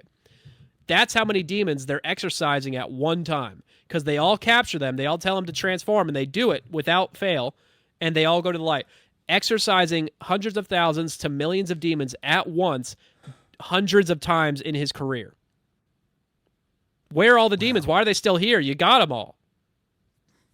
It's like a giant HR conference. It's like let's get them all here, and we'll show them their best self, and we'll get the whole crew together. And they'll all nod their head and agree. But to your point, if this is actually somewhat real, if there are millions of demons, hundreds of thousands of demons that are coming and they're being quote unquote converted. If you then take that into like the Christian worldview, is this a person that is now just inviting hundreds of thousands, if not millions of demons to themselves? Well, they don't have the ROI for that because they're not infinite, so they're not going to put that much bodies into one man, unless they need to for any reason. And it won't be millions, I don't think, but they are a hive mind, which is what I think the Legion thing is referring to. It's not necessary. I think they might have someone infested with a couple spirits, yeah, but if they're because people don't think about this. Back in Jesus' day, they had way less people. They had maybe a couple 100 million people. Okay, like it's estimated 200 to 300 million. I think maybe I'm getting that. Maybe it's way less. Maybe it's 25 million. It's either like On the 25. earth? Yeah, but now we have 8 billion. Now that might be an exaggeration. There's reasons to believe that it might be 3 or 4 billion. I don't know. I see evidence for both. Either way, we have a couple billion. There's way more bodies to cater to now than there was in Jesus' era. So they could put a couple to one person and not losing much. Nowadays, I don't think it happens because literally they need to diverse their manpower because there's way less demons than there are men, in my opinion. They always talk about the elites depopulating us to 500 million people. I'm like, why that number? Is that because that gives one demon per person or something? Like, I don't know. It just seems like they want us depopulated because we're too hard to handle. I think because there's too many people, there's not enough demons because there's only as many demons that died in the flood, right? They're not making babies unless you believe in some anti-biblical stuff, and not that stuff. I don't. But yeah. But if these are entities that are controlling the visual of this experience, right? Couldn't they just put a million cardboard cutouts in the that's exactly what's happening crowd? Yes, that's exactly what's happening. All the characters can be controlled by one like puppeted as opposed to acting it out. Absolutely, Puppeted, that's what I'm saying is happening for sure. Quick Google search is estimating between 170 and 300 million people alive on Earth in Jesus's day. I did not. Okay, know so that. I was off a little It's bit. like the size of the No, U.S. no. I mean, you were still. I mean, same idea. I mean, that's not a lot of people. That's the U.S. in the entire world. Yeah. And if there's 500 million demons or something like that, then they had enough demons they could diverse into multiple to one person if they want and go crazier. But also the collective consents we've given as a nation as Babylon 2.0 in such an aggressive way these past few generations, I think, allows them to get more influence than they maybe did back then in ways, but they have less bodies, metaphysical bodies. Yes, they're hive-minded, but they're not infinite in number. They're still individual consciousness. But this is back to your idea of their entire goal is to shape your worldview. Yes. Because if they can do that, they don't have to possess you. They have you. Yeah. They don't. They possess the higher, more power and more of an asset you can be, the more likely they'll possess you. But they'll possess some lowly people, not for that long. If you're not really you're not powerful. If you're like a janitor, they're not going to waste their time with you as much as they will a president or whatever it may be, a high person of power, rich person. They're more like you were targeted because saying they're more earlier. powerful. The key thing that they're worried about the most is your beliefs. Absolutely, and that doesn't sound like loosh harvesting to me, which is like kind of the Hegelian dialectic, like, oh, that's like the limited hangout truth that they'll give you, which I'll talk about more in a minute. But if y'all don't mind, I want to get on the alien stuff because it's a little crazy. This is the most excerpts I'll be reading probably. Some Dan DuVal stuff for sure, but it's pretty interesting stuff. I'll try to skim through it quick. But yeah, so this is all from Baldwin's other book I forgot to mention, but his second book after the SRT manual is CE6, Close Encounters of the Possession Kind. The hardest book ever for me to get a hold of. I found a PDF. It took a while. If anybody wants it, DM me on X or Instagram at Sethlehem _ on Instagram, and I will send it to you. I have a PDF. I printed it up, and it's one of the craziest things I've ever read. Silly as hell. And these are all excerpts from that book, and it's Baldwin's second book, and it's focusing on the alien channeling specifically and the information gathered from that. Now, like I said before, he's channeling aliens via etheric technological attachments, not from their own soul. Yes, there's alien souls you can channel sometimes, whatever, but that's not what he's talking about. He's talking about ones on craft who are here watching us and intervolving themselves with us, and they all say they're testing us just to get data.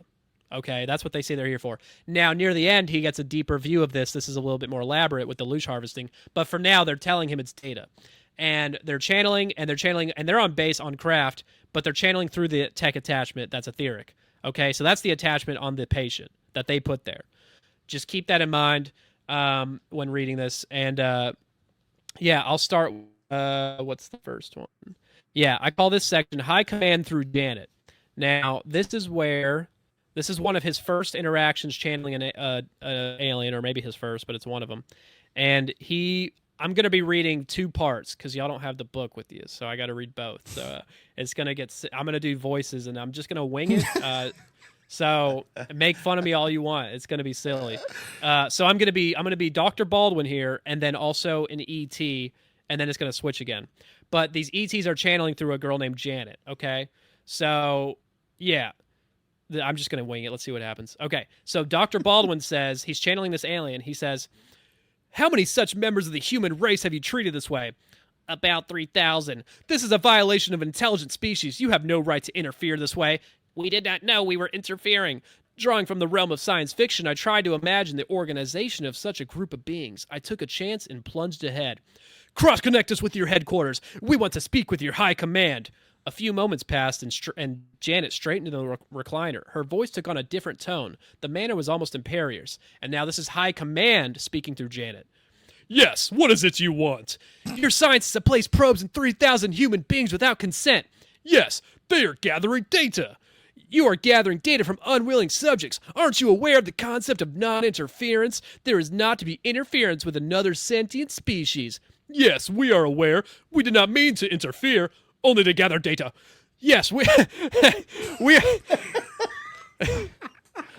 we are a sentient species. We protest this intrusion." "What would you like us to do?" "We request that you withdraw all your probes from every human being on this planet."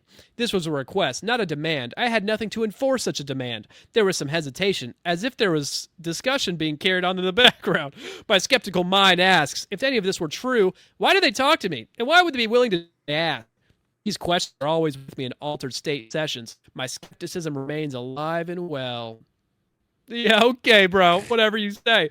Yeah, that's actually a verbatim conversation he records in the book of him with an alien.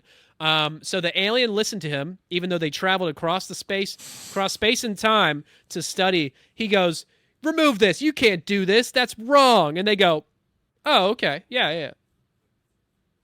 Sorry. We're sorry. That's real. That's real. That's a real life situation." We didn't mean to. Dude, this is now he does hundreds of these channelings, thousands, and he has a bunch of excerpts in the book. I'm gonna keep getting into some of the excerpts from the book, but like it stays on that level pretty much the whole time. It gets crazier actually. So this one I call "No, I'm literally your space brother," and it's funny. You'll see why. So he goes, "I suspected an attached entity. Her tears finally subsided, and an entity was able to speak through Carla's voice. It claimed to be her brother in another existence on another planet in a different solar system. He followed her to this system where she chose to come to the planet Earth to incarnate. He did not want to endure the whole process of becoming a human in his own body as she had done. He had bypassed that step. Now he wanted her to withdraw so that he could live through her body, or at least move aside so he could take over. With very little explanation, he realized the harm he was doing to his sister, whom he loved, yet wanted to dominate in this chauvinistic manner. That's all it is. As he recounted their life on their home planet in a distant space and time, Carla also recalled the love they had shared there and began to weep again. This time for the joy of the memory and the sadness over the loss. This was, in effect, a dual past life regression, both beings remembering the same prior existence on another planet. So this freaking demon just convinced this lady it's her brother from a different solar system, dimension, space-time, planet, whatever, and they loved each other, and he wanted to possess her just because he wanted to skip reincarnation. That's a whole rigmarole. I'd rather possess my sister. Just being chauvinistic, nothing weird. And then he goes, "You're right. This is weird and intrusive and wrong. I'll stop." And then impresses upon her a memory of them together on an alien planet, of them having a good time, and she starts crying because it's so powerful. A fake alien memory is so powerful she's crying. And she's forgiving an entity trying to possess her and saying, "I forgive you, but get out of here." Sometimes they let them merge, but that's not in these cases. That's when it's like a soul fragment, you know what I'm saying? Like they just pick and choose the character. But they're creating, it doesn't matter if they merge, they don't care about possessing more than anything, they care about your belief system. So if they can trick you into believing in this alien stuff, it can change your belief system pretty drastically. And it's very silly because it's distancing from demonic possession into these other things. Right. This isn't a bad guy. This is just somebody who cares about me and is trying to be close to me. And while he did it through means that I felt were intrusive and wrong, he didn't mean that. I understand bad. His heart now. Yeah. Yeah, he's not that bad. I forgive him. Which just allows them to persist in your life more if you're not telling them to F off. But if you're doing divination, it's going to, not be stopped anyway. Right. And that's what this is. It's divination. Yeah, 100%. I mean, you're conjuring, yeah. You're giving them a chance to create a story because you believe it. Because why? Well, I guess the vision is the best. best way to validate it, and the healing, I suppose. But this is the only explanation for it if it's not what they say it is, is that it's strategic. And I don't know why. I'm not the first person to have some of these ideas, but to have a cohesive explanation for it in a presentation I've never seen anybody do, which is shocking to me because the evidence is right there. You just got to read it and, put a few pages together. It's not. It was a little bit difficult, but just a few, right, Seth? it was I mean, I was a little hyper fixated for a couple many years, but whatever. Worth it. But yeah, man. So there's more. There's a couple more alien stuff, and then we'll get to the DuVal thing, which gets crazier instantly. But yeah, the alien stuff is silly, and there's one section. I'm not going to read it. It's kind of long, but basically, he's going in to get memories regressed for this abduction memories through this woman. Okay, so this is an abduction thing, not just past life. This is current life. So even if your intentions are to find something in the current life that's true, it doesn't mean you'll get truth. So he's trying to get an abduction memory through this girl because she thinks she's been abducted, and maybe she has, but she's not getting the truth here, in my opinion. She's reliving the memory of being in a typical in front of a gray alien on a craft, and then he gets the idea intuitively, which is probably guided. Intuitively, he's like, "Hey, wait a minute! I know this is a memory, so you don't have autonomy, but try talking to the gray alien in the mind's eye vision and see it, like telepathically, and see if you get a response." And guess what happened? He gets a response. And now this lady's having a conversation telepathically with an alien in her mind's eye vision on a craft in the past. Now, why would they do this? It seems like a stupid thing to do to make it seem obviously fake, but they're trying to do this whole, just like remote viewing, how you can see the past and future, your consciousness is accessing the past of a memory, but you can interact with it and not change the future because you already did this. You were already going to do this in this present moment, and you reached into the past. That's kind of what they're saying with consciousness and all this stuff. So it's actually within their framework, but kind of silly and out there. So she's talking to this alien, and she's like, "Hey, remove my implant," and he's asking her to stop abducting me, and then he goes, "Oh, sure, yeah, I'll stop abducting you, no problem. But if you want me to remove the implant, you got to come back on board so I can take care of that."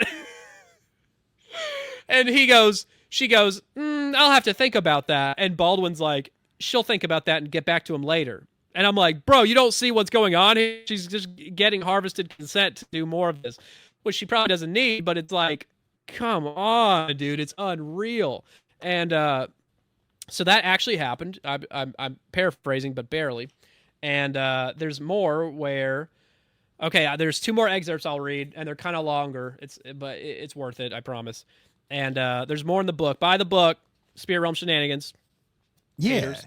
you got to get your plug in there. I got to make that $6 right now. Like, honestly, I don't care about the money, but the word. This is a fun book. It's fun as more fun than I'm being today, if that's even possible. But sorry. But yeah, I call this section "Southern Hospitality is Universal," and it's pretty interesting. It says, "We always seek to connect with the highest ranking leader, the commander-in-chief, the space commander, crew leader, or science officer, which can be summoned," phrasing, "and he will respond. This always surprises me. Why do they bother to answer my questions? Lines of communication seem to exist between all members of this alien bureaucracy," hive mind. "As they speak, the client can repeat the words in our language. They may reveal that they are under orders and are part of a fleet of several such craft on similar missions around the Earth. They can cross-connect with the Deep Space Station, base headquarters on their homeworld, or their ruling body, whether it is a military cabal or civilian council. The client can repeat the words of the alien leaders as they respond. In an altered state, this kind of channeling is easily accomplished. In a number of these cases, the base commander has acknowledged the intrusion and agreed to remove the technicians, equipment, probes, communication devices, implants, etc. They seem eager to do this and offer an apology for the interference, a request for forgiveness, and a hearty thank you for the new awareness regarding their fruitless research efforts." All these aliens are such chill, nice dudes. They're just trying to get data, and they're like, "Wait, I thought this was chill and not a big deal, and now I realize it's kind of problematic and intrusive." And they all right, see, I'm going back to my home planet to get a new job, I guess. Do you see what I'm saying? Yeah. They're very nice. They're very nice guys. Some rude aliens are encountered, he says throughout the book, but they always end up complying, pretty much 100% of the time. Well, this is just like the previous trope you were showing of the demons being converted to aliens or angels of light or beings of light. Now Yeah. you've got the same thing, and it's like, oh, alien with bad intentions, but oh, now he's an alien with good intentions because we talked it out. Yeah, and now it'll get more. I don't get into it too much in my presentation, but in the book, it's clear that these aliens, most of them, if not all of them, are guided by demons themselves. They're not like demons in meat suits pretending to be aliens. They're aliens with their own demon attachments, which you can exercise via this means by channeling them. Which is still very New Age. Yeah, well, completely. So it's funny because this is one of the New Age sources that gets closest to the truth by saying, okay, yeah, the aliens are guided by demons ultimately, and we'll get into why in a second. But it's funny because most New Age sources won't admit that. But they admit to that. They get close to the truth, but it's still anti-biblical in so many ways. Burp. And they'll say why. So I'm going to read this last excerpt, which is the longest, but it's the most insane one. And it says, the technician simply turns up the volume on some aspect of human emotion or behavior and records what happens with the human subject. This behavior or emotional outburst causes anguish in the human. This is the desired result. The anguish is the underlying goal of the project. The energy emanation of the anguish of the human suffering is harvested by the DFEs. It is used as energy, sustenance, food. It seems the experiment is a cover for the activity of the DFEs. This is the true purpose of the research conducted by the aliens. So he's telling you he figured out they say they want data, but really they want our loosh, and the aliens are doing the work for the demons to get our loosh harvested. Okay? Like all the Gnostics and the Ash talk about loosh harvesting. The whole problem with loosh harvesting is I believe there may be some truth to energy emanation being sustenance for these things, maybe, but it's not misery as much as it is sin. I think it's sin, specifically, in my opinion, which goes hand in hand with these subject matter. But the problem is loosh harvesting is like a limited hangout Hegelian dialectic, like I like to say about everything, because it's true. They're giving you a close to true thing to explain the evil acts that are undeniably happening with these entities, but it takes you away from the actual truth biblically of, no, they want to make you believe a lie so that you don't believe in God, so that you don't have faith in Jesus, so that you're not saved. It's about your soul's path more so than it is your energy emanation resource harvesting. That's the limited hangout version they give you to disperse, to seem genuine, to seem like a revelation, but that's the cover up for what's really going on here. So this is exactly feeding into that whole Gnostic storyline, but it's telling you demons are ultimately in charge of this operation from aliens, which is crazy because nobody even talks about this because it's so underground. So I just like to put that out there. But that's not the end of the quote. Finishing the quote, it gets a little sillier. So they say they will usually divulge information, the high dark beings that they channel, that there is, well, they will usually divulge information that there is a high dark being who controls their people, the aliens they're channeling. They're like, I'm just worker bee. That's not my fault. You know, it's my bosses who are controlled by demons. And a client will usually describe a sinister and menacing dark figure on a craft, clearly exerting powerful control and always situated near the ship's captain in a visualization in the mind's eye. They'll see it. So the ET technician is usually unaware of the dark influence. The commander of the space station is conscious of the dark presence in only about half such cases. The ruling council members on the home world are aware of the dark lords in charge at various levels. They acknowledge that they or their predecessors in the council struck an alliance with dark forces long ago for the purpose of gaining personal and political power. Sound familiar, huh? However, once that dark contract was established, the DFEs took power over the council. The DFEs assumed ownership of the alien civilization, and there was nothing that could be done about it. Till my man Dr. Baldwin shows up, and he says the council members usually range from 3 to 11 in number, though once it was reported a Senate of 1,800 members, are grateful for the assistance in separation of themselves and their citizens from the DFEs. With the assistance of many light beings, we facilitate the total removal of the DFEs, from the lowliest to the largest, and the ET technicians, the dark lords on the craft, the high-level dark beings wielding power over the council members, and the overseers or enforcers who lurk behind the scenes. After the release of the DFEs from their civilization, the council gladly orders the removal of the implants, monitors, communication devices, various and assorted headbands and skull caps, and the ET technicians, and they return all of the craft orbiting this world and any other, and the space stations involved in this hideous project. A tremendous piece of work is accomplished in a very short time. The effect on consciousness can't be measured. I can't measure your consciousness, Dr. Baldwin, you idiot, because he thinks he's exercising entire planets dozens and dozens of times over without fail, getting rid of so many aliens.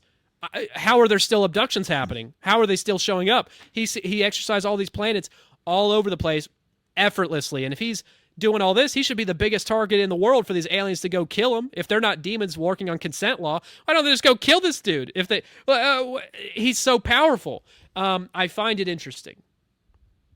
Once again, man, I mean, it just keeps coming back to that root of pride. Like, these dudes are He loves so the power. convinced.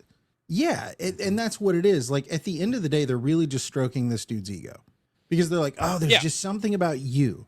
There's just something about you we can't get around. You've got we can't get through to you, and you've got so much power you're exercising over you. But just like you're saying, he never stops to think like, what? Why me? Like, or Well, why? people why are don't they healed, and the do visions something? can't be controlled, so it must be real.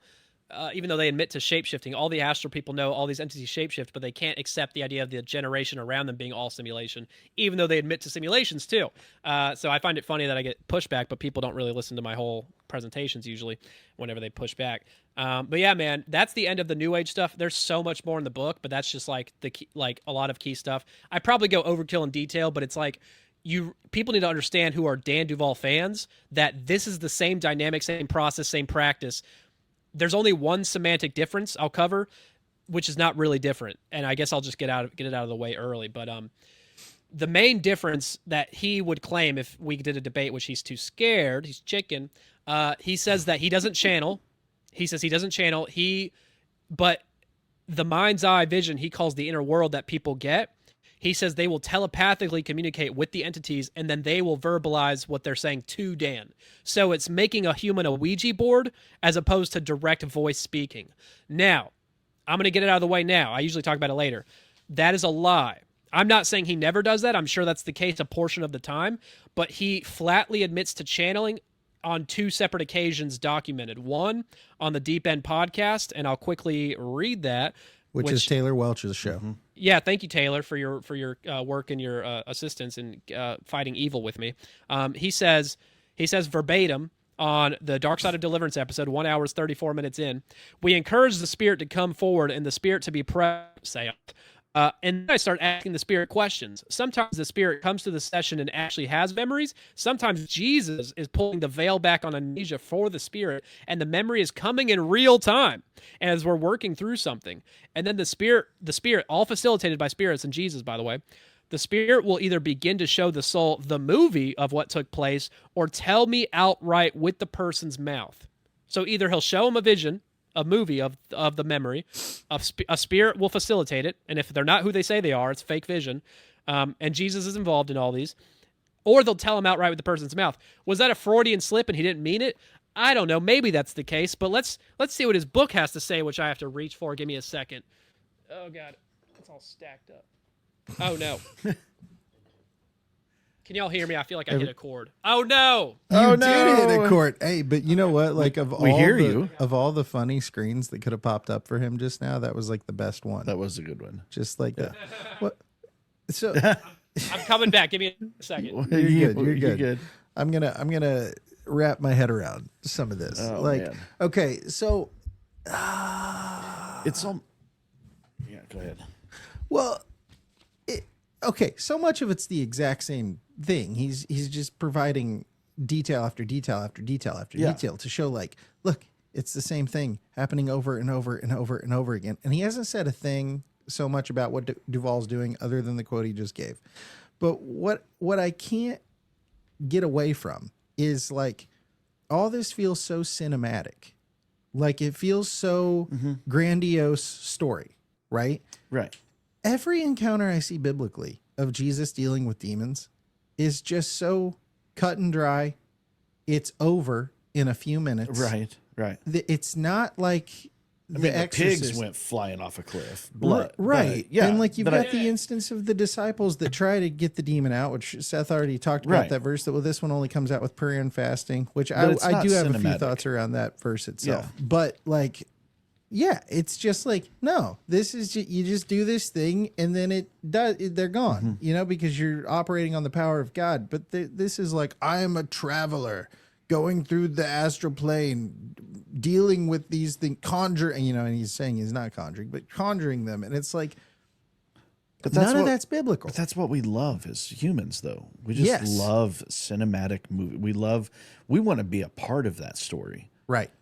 And this is a good way to feel like you're a part of it. Yeah. Buy into the deception. So I think one of the things that keeps coming back to my mind while Seth's looking for his quote, how complicated we like to make things as humans. Right. I mean, we've talked about this in regards to like 501c3, right? Right. That we like to complicate things when things were not that. I don't think Jesus set it up that much. That's what I just keep thinking about this is like, it's so stinking complicated. Like there's stories here, there's stories there, they're connected, they're the same, but then yet based on your context and there's so many different layers, and it's based on hierarchy, which is what I think that ties into the 501c3 too, right? And so it's so stinking complicated but it's not though. But it's not. Yeah. It's not. No, they just make it complicated. Yeah, and because I think again we crave something we can't quite fully, like it's a quest to be accomplished, to understand what you're a part of, right? Right. And but yet on the entry level, it's like I just keep thinking about phishing emails you find in your email inbox, right? Like it's spam, it's a lie, right? And if you just click on it, then you're giving them permission to your entire computer. Exactly. Trojan horse. Boom. Yeah. So I don't know. Amen. You got your quote, brother? You ready? Yeah. Sorry, I forgot I put it in my new book and I updated it a lot. You're so good, it's man. actually here. Is it a new cover? Is it a fancy new cover? No, the cover's amazing. I'm not changing that. I love the cover. Well, Yeah, it looked that's like right. the coloration was a little different for a second, but no, it's. I don't know. Maybe it's less faded probably because I got a new one, but Maybe. my other one was worn out. But I updated the Dan DuVal subchapter like aggressively since he's updated his website to counter my claims in the worst way possible. But he lies flatly on it because he says he doesn't channel and they don't do that. But he admits flatly in that verse in that excerpt I just read, and another part in his book on page 148 of his book Awakened, he says, "At this point, Greg may allow his human spirit to speak directly to me. Conversely, Greg may elect to speak on behalf of his human spirit. There is often an element of spiritual sight as well. In this manner, by talking to the person, I begin to interview their human spirit. It's very natural." So he admits on his book, he can channel or he can tell me what he's saying, which he says in interviews he doesn't channel. He just only allows them to telepathically speak. Now, even if you're just doing that, it's still divination. It's still entity contact. It's still deception. But he says he doesn't channel and he lies, and then he admits to it in his book. So, you want to say I'm slandering you, Dan DuVal's lawyers? Well, I got evidence, and it's actually it's in this book, but it's still there. But so he flatly admits it. And he doesn't talk about testing the spirit ever in interviews or his book ever. So it's a liar. He's lying if he says he does that. And even if he does, they're all obviously lying to him because you'll see what I'm talking about as we get into his lore. I'll cover. Where should I start with him? I guess I should say one of the reasons I'm focusing on this man is one, because I can't stand him as a monster, in my opinion, but two, and I tried to be nice with him. He's responded terribly to what I've came up with him, and I get it. Like I'm trying to ruin his career, but he is possessed by demons. Anyway, so it's a whole thing. But he is training. He claims hundreds of people to do his job, and soon he said a year ago, soon to be in the thousands, like 1,000 plus. I don't know if that's true, but he said it, and it scares me because the amount of customers each of these people would be getting and the trickle-down effect on the Christian movement in such a deceptive, dangerous time is so dangerous. He needs to be dealt with, and this is I feel the need to cover this material. While you're on that point, I you've got a podcast now, right? Like you're on YouTube yourself. Hell like no, I do. Well, I have YouTube. I have my channel, and I asked people to collab with me, which we should too on this for sure. I'm up to like almost 2K in followers now, which is great because I've been asking all my people I go on to collab with me. Not all of them, but a handful of them. So that's been helping me out a lot. But I don't run my own podcast really or do my own episodes, but I will on occasion. I plan on doing interviews. I did my interviews with Jed, and Matt about the Satan primordial origin and universalism stuff. Yeah. So I have those interviews if anyone wants to watch them on my page.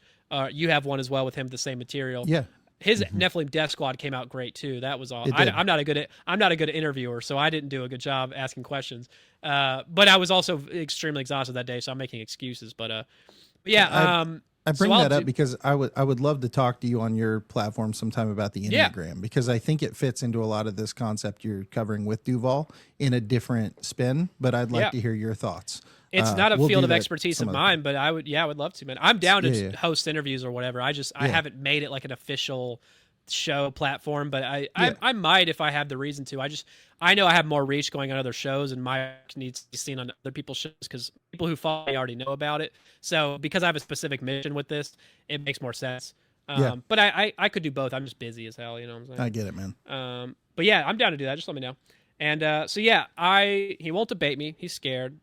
John Pounders was going to moderate it. So if anybody wants to ask him to debate me, maybe he'll come around. I'll offer him $5,000 next time. I tell him I'll give him $5,000 for his time and expenses. But yeah, man, I will get to the material. I might skip one or two here and there that are less important. But yeah, one thing I don't know if I should. If I asked y'all to go to one of my YouTube videos and play an audiobook part, would y'all do that? Right now, dude, we don't have the ability. Don't worry about it. We need a second laptop, which was what we were working on before you got in here, and it'll be ready like next time, but it's not at the moment. No, you're good. I just wanted to flex the audiobook because if anybody's listening, the audiobook is free on YouTube and Spotify, and it's on my page, Sethlehem_, and it's like 34 hours. My bad. But it's got funny voices for all the characters' excerpts. And Dan Duval's, I chose this character who I styled to sound like Master Shake from Aqua Teen Hunger Force, and it's hilarious. And it sounds just like him. So I like to do his prayers and play it on the audiobook because it sounds so funny. But I'll just read them. It's no big deal. But I need to read some of his prayers that he does so that you understand the level of debauchery we're talking about here. Before I get into it, I'll talk about councils because he talks about councils a lot and how addressing the authority granted by councils of entities and getting through them is what gets rid of a lot of the spiritual harassment because they're granting the power themselves. So you have to address the councils and talk to them via channeling and inner world visions. He says they are usually councils of 3 or 5 or 9, but in this one video, he goes on to name 60 different councils, and I have a clip in my short section on my YouTube page called it's something about his councils, and he's literally naming councils, and some of them he names are like Octopus Council, Ascended Master Council, the Alternate Earth Council, Council of Scotland out of nowhere just comes out with that one, Council of Anunnaki, like elves, dwarves, Pleiadians, but so many crazier ones that I'm forgetting. Like he says like 60 of them in a row, and it's insane. I watched your video you shared on Twitter of that.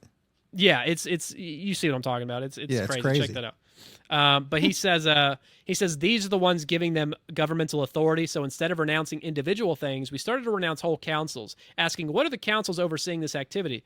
Oh, and they manifest instantly in the vision. So he says some evil councils worked for DARPA or a three-letter agency or satanic groups. Sometimes it was a spiritual council of ascended masters. I don't know they were in the Bible. Once we started to address the councils, the governing bodies, we started to see major breakthroughs through people. So if anyone wants to see the funniest video of all time, look up how to challenge evil councils with Dan DuVal. It's got too many views, honestly. And go to like 40 minutes in or so and watch the rest of that video, and you will your mind will be blown. He's just praying for the rest of the video mostly. And I'm going to read excerpts from it, but I'm not even taking some of the funniest parts, but it is some of them. Now, these are some of his prayers to address the councils, and this is real. This is what he says, and I'm not lying.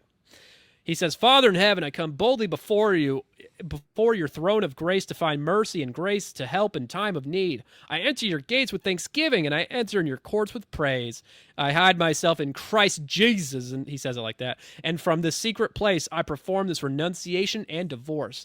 I command that every gate frequency, barrier, equation, cloaking device, force field, sacred geometry, DNA matrix, apex of time, formula, defensive protocol, and any other form of unholy technology that would be otherwise hindering progress, conceal ungodly events, agendas, and or activities in relation to this renunciation and divorce of blank, would be deactivated, disengaged, and move out of the way, including all concealed bombs, connected bombs, tripwires, and booby traps. Apex of Time really got me. That's a good one. He continues. He goes, I renounce my tethering to, overlaying and interfacing with, and all existence to the group and all portals that the group is his name for all the councils he just named, and all associated gates, paths, channels, forces, genetic and cellular anchoring, data packets, ungodly DNA strands, bone marrow, assignments, blood, plasma, markers, meridian lines, chakras, energy signatures, neural lace, and all related powers of darkness, quantum technologies, oversouls, and any other malevolent type of being. That's part 2 of 4. I have more. I'm going to read one more and then I'm done, I swear. He then says, I now call for every algorithm or formula created from the listener's DNA and genetic material that is projected throughout the group to be shut down in every age, realm, dimension, frequency, vibration, and timeline, past, present, future to infinity. I command the immediate apprehension of all hybrids and every cosmic artificial intelligence and technology behind those projections and call for viruses encoded with heavenly algorithms to be uploaded into them and their computers in order to destroy them in judgment. I curse their computers with a curse of non-existence. I'm Dan DuVal. Where did he deliver this prayer? How to challenge evil counsels with Dan DuVal on YouTube. I swear on my life, 44 minutes in plus, it goes into all of those for like the next. And this is his like a teaching video. Not a sermon or right. He don't do a lot of those for out money. He takes money for these videos. For the actual prayer material like that, he typically does not give out for free in his videos. He just talks about it. That's one of the few videos I could find where he's like ranting endlessly about it, and I was losing my mind writing this stuff down. If I got the paid material stuff, I should have done that. I would have got way better material, but I felt like I had enough. Wow. So yeah. It's a lot. It's crazy. It's so fast from biblical. Let us enter his gates with thanksgiving in our heart, and his courts with praise. And then it was like any conspiracy podcast. It's just all the stuff. Sci-fi fiction movie. But like it was from one end to the other, just so fast. I talk fast, but it definitely is. No. Like a sentence and a half. He went from quoting scripture to completely off the rails. Well, you got to keep in mind, he's being used as an asset to bridge new age cosmology and concepts to Christians in a way incompatible with the other spiritual contexts from these higher selves and guides, but they're overlapping in so many ways. So that people, if some great deception comes about, which is already in play right now, these are the people who will fall into the great falling away area, in my opinion, which the Bible prophesied many will, because of people like this. Because of deceivers who are very popular, but not if I have anything to say about it, of course. But yeah, there's more, man. It gets crazy because he then talks about fill the angel and channeling Jesus. He doesn't call it channeling; he never will. But when you're channeling when an entity's speaking through a person, that's channeling. I'm sorry, there's no other name for that. But he doesn't like to call it that. I don't know what he calls it. Like I said, he denies channeling. He says, no, we do it Ouija board style, which is still not good. In his book, he admits that? He says we do it Ouija board style? No, I'm okay. I was gonna say that's insane. Sorry. But he's saying the person's telepathically communicating with the entity, and then they say what the entity's saying, which is a Ouija board, but with actually more involvement because it's coming via visions and through an entity instead of just moving your hand around. So it's actually worse. But that's what he That's what he describes it as. I'm using my own words to be playful, which I have every right to do, lawyers. You goofballs. But yeah, man, this is a quote. This is a quote from his Deep End Battle of Human Souls episode, 1 hour, 19 minutes, 14 seconds for any haters who think I'm lying. He's retelling a story, so it's kind of his summarization of it, but these are his verbatim words. He's saying a conversation he claimed to have had with Jesus through a person, channeling, and he asked the patient who's got Jesus he's talking to. He says, is Phil, which when he's saying Phil, he's saying, is Phil another entity he's been channeling for months through these patients for many sessions? He says, is Phil actually a part of the patient's identity? Like, is this part of them, like their spirit? Because he doesn't know. And Jesus says, no. And he goes, is Phil an angel? And Jesus says, yes. Dan says, you mean to tell me I've been getting dynamics of programming alters and how to address certain issues explained to me over months by an angel?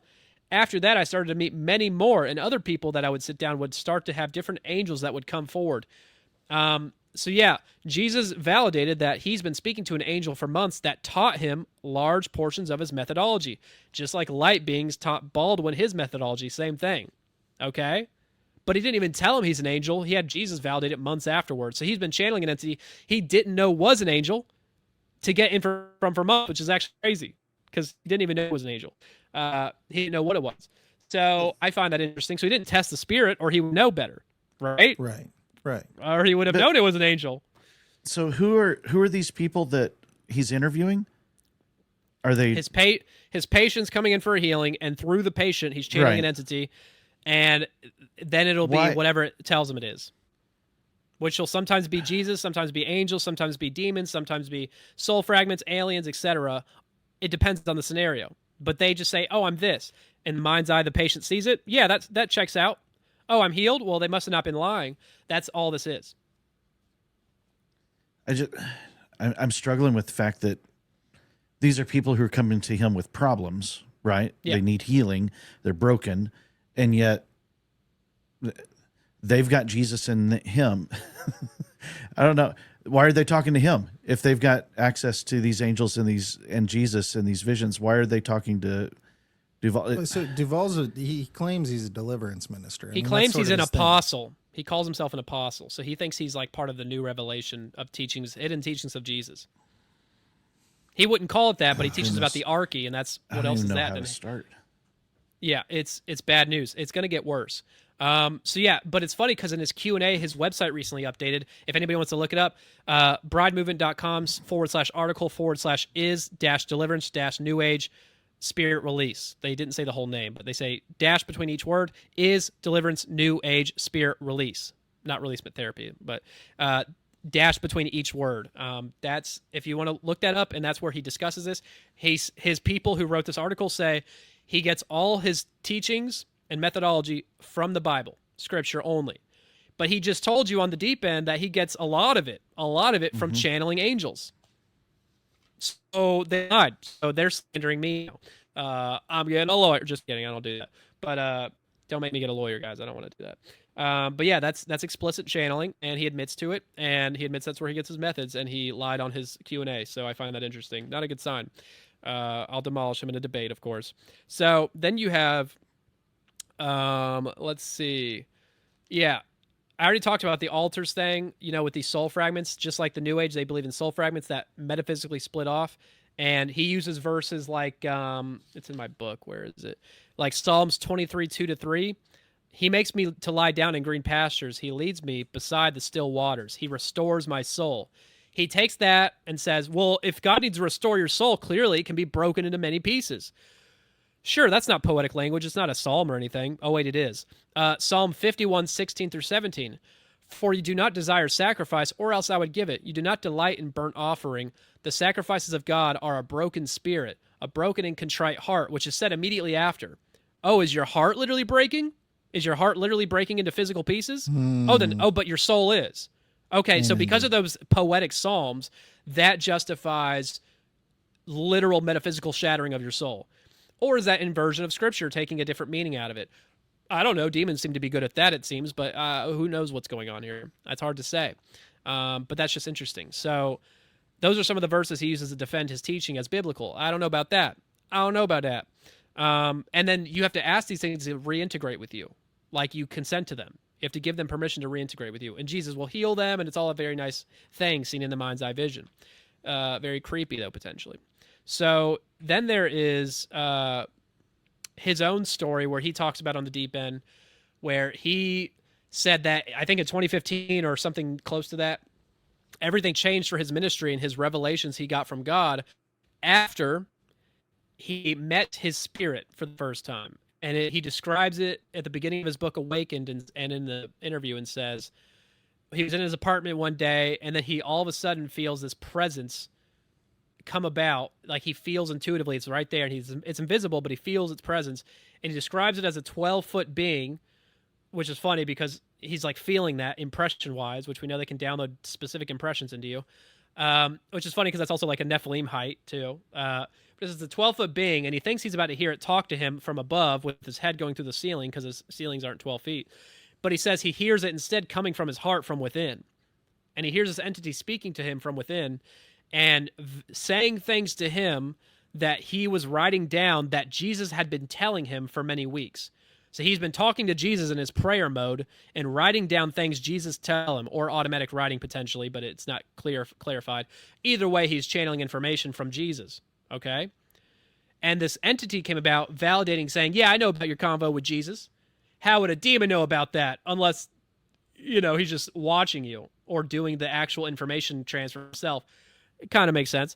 So anyway, so they're acting as another character and saying, I'm your spirit. I'm you. I'm part of you.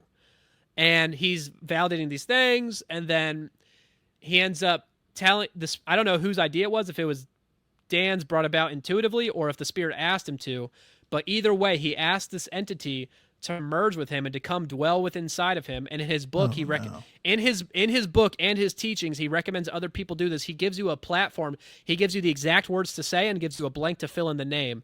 But he says, ask your spirit to come forward and to come be a part of you, and to come do this and that. And it says after that, he says, quote, your prayer book will begin to look like the book of Revelation, end quote. What does that mean? You're getting prophecies from these parts of you? Are they allowed to do that? Well, this is very strange and doesn't sound very... he doesn't warn of demons masking as higher self or as spirits or anything. He doesn't warn of any of that. Doesn't warn about testing the spirit, doesn't mention any of it. In his book or any podcast I've seen. Prove me wrong with evidence, guys, if you're against that. So to summarize what you're saying here, he believes that he met his like true self, essentially, his shadow spirit, self, whatever. His external spirit. But like he's talked about it being fragmented, so he believes that this is like, or sorry. No, that's a soul fragment. That's fragmented. That's different. That's a different thing. Is so obnoxious. Okay, it's so dumb.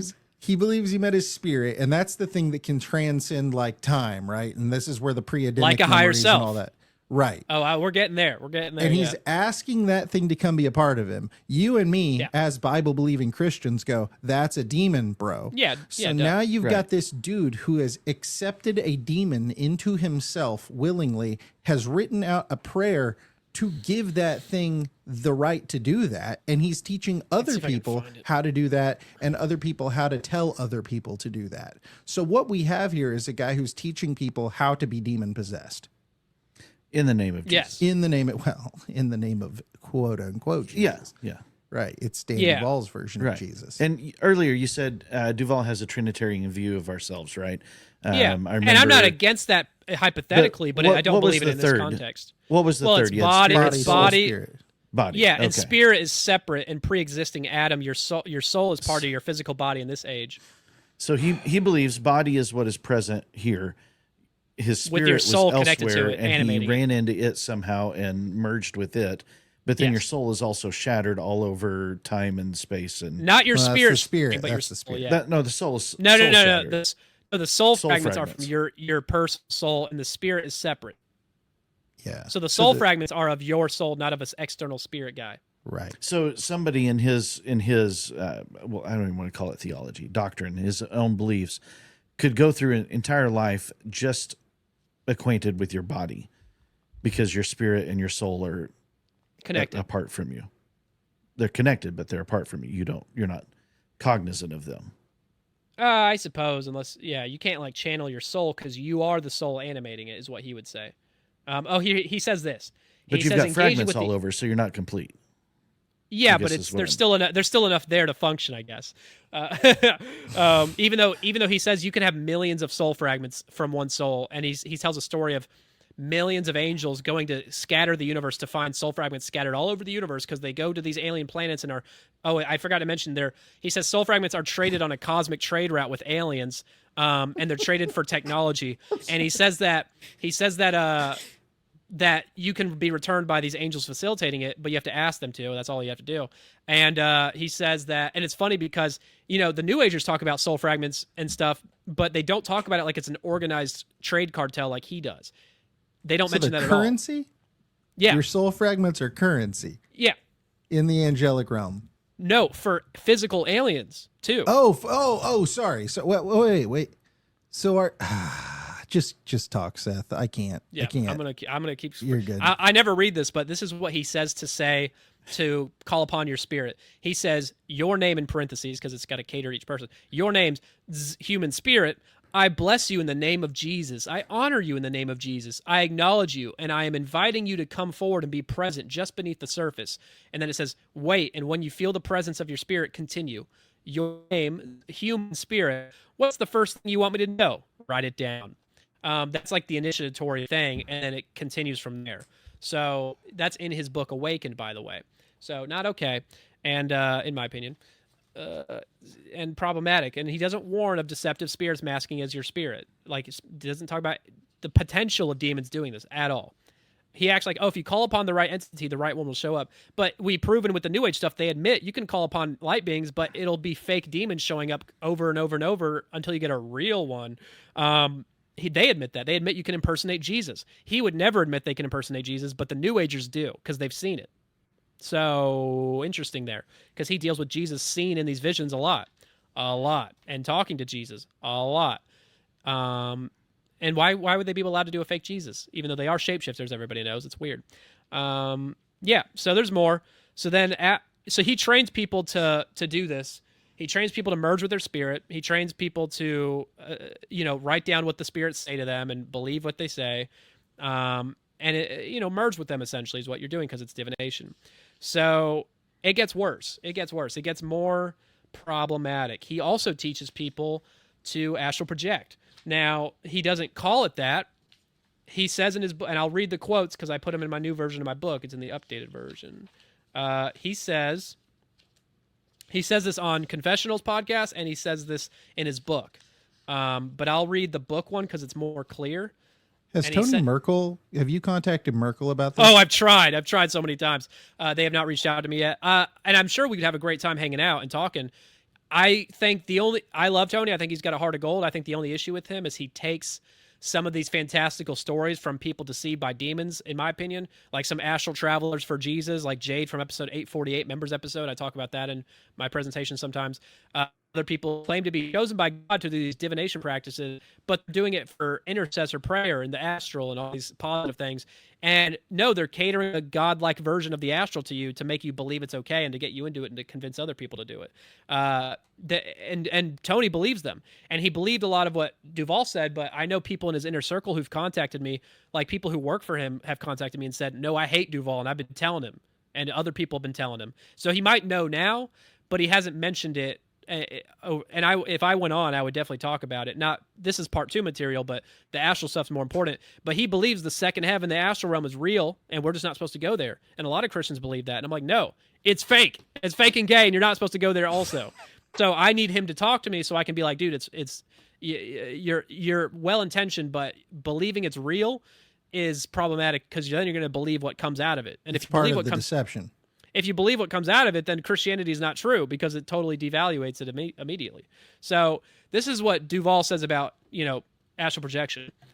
I guess I'll read both of his quotes so you know this is not just one thing. On the Confessionals, he says there is like 2 hours, 5 minutes in, I think, into his human trafficking soul fragment episode. He says there is a holy way to engage with the astral plane and the spirit world that does not require demonic practices.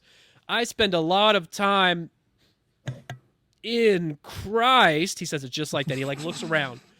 He literally, I swear on my life, I have it in the video. He goes, I spend a lot of time in Christ maneuvering things in the second heaven realm. We are changing lives, destinies, timelines. He says it just like that. I'm barely exaggerating. I swear on my life. It's so sketchy. It's hilarious. He knows he's got to shut up. He knows he's supposed to shut up, and he can't help himself. In his book, though, on page 20 and 21, he says, I do not endorse astral projection as a valid or legitimate way to engage the spiritual realm. Astral projection is defined as soul travel. For the occultist who comes to Christ and renounces astral travel, learning to engage the spirit with the human spirit, the spirit world with the human spirit, which is the legitimate way to engage the spirit world, may feel much less exciting and muted, at least at first. Couple things here. One, he's saying it's more muted, and he says it feels like somebody else's experience. He says when the human spirit moves about the spirit world and a person taps into this knowledge, it feels much less vivid. It can feel like they are making it up, frankly. It may feel like someone else's experience because from the perspective of the soul, it is someone else's experience. So he's saying he doesn't have autonomy and he's just witnessing what his spirit is doing. That explains a lot of what regression memories are. You don't have autonomy, but you're witnessing someone else do it for you, just like a lot of astral scenarios when they take away your autonomy, which they can do and they've definitely done. So he's just explaining remote viewing, essentially. And he's saying, no, I do this, but I don't astral travel. That's your soul. I spirit travel.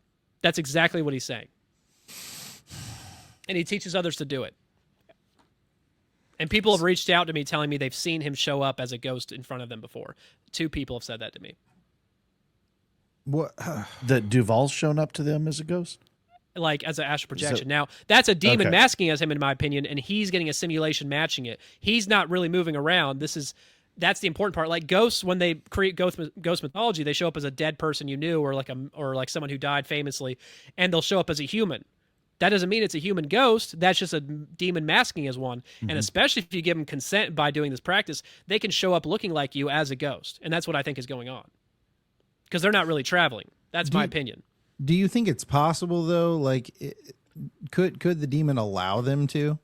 I've heard I open to it, but I doubt it because, for example, in Monroe's work, I don't talk about this often. I should. It's important. In Monroe's work, in part 1 material, in my book, I talk about it more. He talks about going to visit people in the real world in the astral and seeing if they can sense him or feel him or hear him. And he'll go visit a friend and he'll have a full-on conversation with them. And sometimes it's telepathic. Sometimes, like with Andrija Puharich, he has a story with that guy where he visits him and he sees the guy talking to him. He hears his voice verbally, not just telepathically. And because if it's telepathic, you can say, oh, it's his soul talking to you. That's not the real guy. And that's why he doesn't remember. Because he'll ask him later, hey, do you remember talking to me in the astral? And they'll go, what are you talking about? But he pinched a girl one time and she felt the pinch. But this is magic, this is giving consents to demons to now carry out the pinch part. I'm just letting you know, it's like demons can't do magic until consent is given by humans. So you're pinching them, gave the demon allowance to now manifest a bruise. And we know in astral attacks, there's plenty of examples of people getting astrally attacked and coming back with bruises and physical marks. That's because you gave him consent to do it. There's layers to it. Now, so whenever he visits Puharich, he says he sees him and he hears him, sees him moving his mouth and looking at him. And he says he even looked a bit different than his actual self in real life, which is funny. He got a simulation, in my opinion, matching what was going on. But whenever he asked the guy later, he's like, I don't know what you're talking about. Why is he watching the guy move his body around? Why, when I go into the astral, into the real time zone, the real world, and float around, why do I see stuff in front of me and I go to the place in the real world and try to validate it? It's different than it was in the astral. If it's a real place, why is it not the same? Carbon copy and paste. It's not, because they're generating it based off your mind. It's like when you're in a dream and you can tell who somebody is, but then like you think about it more and it's like their face isn't quite right or the place isn't quite right. But it feels real. Feels real. Oh yeah, because they're filling you up with feelings the whole time and impressions and all these ideas. And also it's a really realistic experience, of course, because they're capable of that, which they admit to, and the Bible says they can, in my opinion. Yeah, no, it does. So, yeah, man, there's a couple more things that I recently added to my book, which are pretty interesting. This is crazy, actually. So, on page 150 of his book, Awakened, he says, our human spirits can read heavenly scrolls and books. They can visit libraries in the spirit world to study and learn. There are unholy libraries in the spirit world, such as the Akashic records that are accessed through astral projection. These are not the libraries I'm talking about. These unholy libraries in the second heaven are counterfeits of the libraries found in the heavenly places in Christ Jesus. Now, he just admitted there are fake realms created by demons to give you false Akashic records, but the Akashic records is like you can pick something out and not just read it, but relive an experience of anybody who's ever existed, relive any memory of anybody. So he's saying they can create fake memories and fake libraries just like the real ones, and it's created by demons. This one's not that, though. And he just admitted it, just indirectly a little bit. And I'm like, dude, you just admitted they can do this. So if they can do that, why can't they do it for you and give you a different version? You retard. Sorry, but like that's he just admitted it, like flatly. It's just kind of you got to work around the logic a little bit to get to that conclusion. But he just admitted they can create these realms. Okay, this is crazy. And he never talks about this in interviews that I've heard. But then he says, our human spirits can even write books in the spirit realm. Some people have found that their spirit has authored many volumes in the spirit world, even before they were conceived in their mother's womb. So if I channel my spirit and write his book, it's not weird because that's my spirit who wrote it. So I can channel his information. No big deal. I wonder if DuVal's done any of that. He definitely talks about adjacent things quite a bit. Yeah, it's crazy. Oh my gosh. Like, I know. Okay, if I were to summarize the whole issue here, or not the whole issue, but I think what's like a major crux of the issue here is the dude is trying to draw this differential between the soul and the spirit, and he's kind of creating his own version of what the spirit is, so that any kind of crossover between what these other people are doing and what he's doing, he's got this weird little dichotomy he's set up where he's like, oh no, it's not that one though. That's the bad way to do it. This is the good way to do it. But we are talking about the exact same thing. So if those are deceptive spirits on the New Age side, then and they're playing as all these characters like your higher self and such, which he doesn't believe in, then how come they can't mask as Jesus or mask as angels or mask as what? Right. They totally can. So logically, it's like it requires a lot of mental gymnastics not to accept that.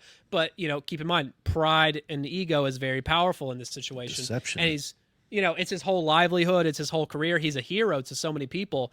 Admitting it's all fake and you're deceived by demons, I wish he could do it. I've prayed on it. It ain't going to happen, in my opinion, based on, just what I've seen him sue so many people for and deny. And if I can just say, the first time I ever saw Dan DuVal was when he was talking about the Kabbalah on Taylor Welch. That's the least problematic stuff he talks about. Yes. And I will say, even though while, I've fact checked a lot of what he talked about, and it seemed like it was relatively legit, a lot of the kind of just the overview of Kabbalah he was giving and everything. But the one thing I couldn't get around was the air around the guy.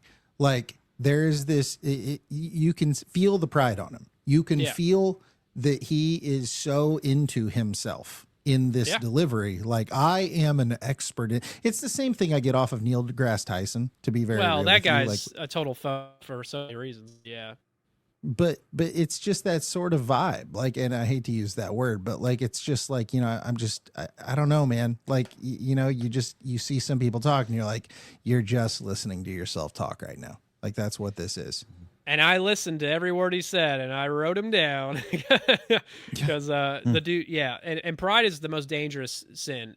Dangerous as in like subtle and you like seemingly not there sometimes, and we're all guilty of it. I know I am for sure, but I try to be hyper aware of that, and not let it overtake me at times. And if it does, I let it be short lived.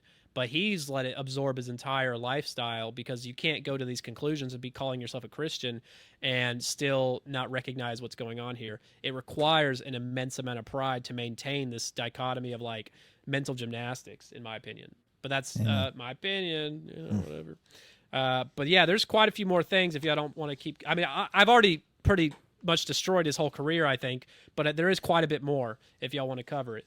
But you let me know how long we got. Maybe just hit some major highlights. Is that fair? Yeah, no worries, man. I guess we should do the pre-Adamic memories. That's important because that's one of the biggest part of his ministry. It's part of the new teachings of Jesus, the secret teachings. And so pre-Adamic memories are recovered via, the same means, trance state, he wouldn't call it that, via these hypnotic states or, meditative, open, consenting states, where you are accessing pre-Adamic soul memories, spirit memories of your spirit, the spirit he's talking about merging with, that spirit before Adam existed had its own life and wars and trials and tribulations, and you can access its memories. And if you access them, it can help you heal from traumas you may not have in this life, but it affects you. You know, just like past life memories. You may have had a traumatic death in a past life, and if you remember it, it allows you to, like one person got their in past life pancreas sliced open by a bear attack, and it sliced their pancreas open and killed them. And in their next life, they had pancreas problems. So when they healed from the memory, boom, their pancreas is healed, literally. So it's stuff like that. So if you remember the death, the trauma of a past spirit memory, it can help you recover from trauma you didn't even know you had, which is such a victim thing to do. And he says he recommends people do this. Now, there's a lot of issues with it. One, he denies reincarnation, even though he's getting these memories the same way people get reincarnation memories, the same exact way. But he doesn't say those are false memories implanted by demons, which New Agers, like Shakun Lamoni, admit they can do, okay? Create totally fake, like not even real memories at all, admitted by New Agers. But Dan DuVal won't admit that because the implications on his own work are too massive. And he's stupid, I think. I'm being rude today. I gotta be more Jesus today. Working on it. So he what are the notes? I gotta make sure I'm getting this right. So a lot of these past spirit memories involve things like, you know, wars, betrayals, trials, tribulations, you know, like regular crazy cosmic war stuff. And also abduction of these metaphysical spirits by the dark side to then use them as breeding farms for pre-Adamic Nephilim spirits, creating via spirits, not material bodies. Which is, you know, it's like, oh, Nephilim, yay, we're on the right path. Oh, wait, no, it's kind of outlandish and silly. And I'm not denying no pre-Adamite existence. I'm not a believer in it, but I'm maybe. But it's not what he's accessing via these memories for so many reasons. Now, here's the problem. He thinks that the past life memories people get in the New Age are real.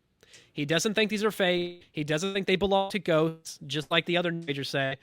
So what do you believe, Dan? He says, his explanation is that they are passed down from genetic DNA, like repressed in the DNA memories. So it's in your genetic line. Now, that means all your past life memories you recover have to be within your family's DNA line, right? If you look into Ian Stevenson, the top database researcher for kids like past life memories, which is the best evidence for reincarnation, which I debunk in part 3 material. It's better than the regression stuff, more like solid evidence, but it's still fabricated. So the kids, because they're not like liars and they don't get these visions via divination, they get it through other means, and I'll get into that another time. But out of his database of 2,500 cases of children from the ages of 2 to 6, he gets data and knows a lot about them, such as most of them are not within the family line, for starters. Some of them are, but most people are reincarnated into a family 20, 50, 100 miles away, not related to their bloodline. A lot of people are in the bloodline, but most are not, okay? So that already disqualifies his take. Another thing is they're usually 50 to 100 miles away max of the last person's life, which is, you know, close by, I think, on purpose so that they can then get the people to meet and then create mythology, create a story, and then boom, evidence for reincarnation. That's the goal of creating this mythology. Now, he also said the data also shows that the in-between time between incarnations are 3 years max, usually, well, sometimes 5 or 20 years, but most are within 3 years, okay? Which means your past life memory, if it's in your family line, has to be coming from your grandpa, maybe your great-grandpa, to make any sense. But a lot of these past life memories are the most immediate recent life, which there's a 3-year gap of. So if your grandpa's alive, it ain't gonna, if your great-grandpa didn't die in the last 3 years, it's probably not him. So statistically, it doesn't make sense with the data at all. At all. Very easily, you can figure that out. But he tells people that, and then whenever he said that to Taylor Welch immediately says, and everything he's saying is backed up by science and research, by the way. And I go, yeah, okay. Okay, sure.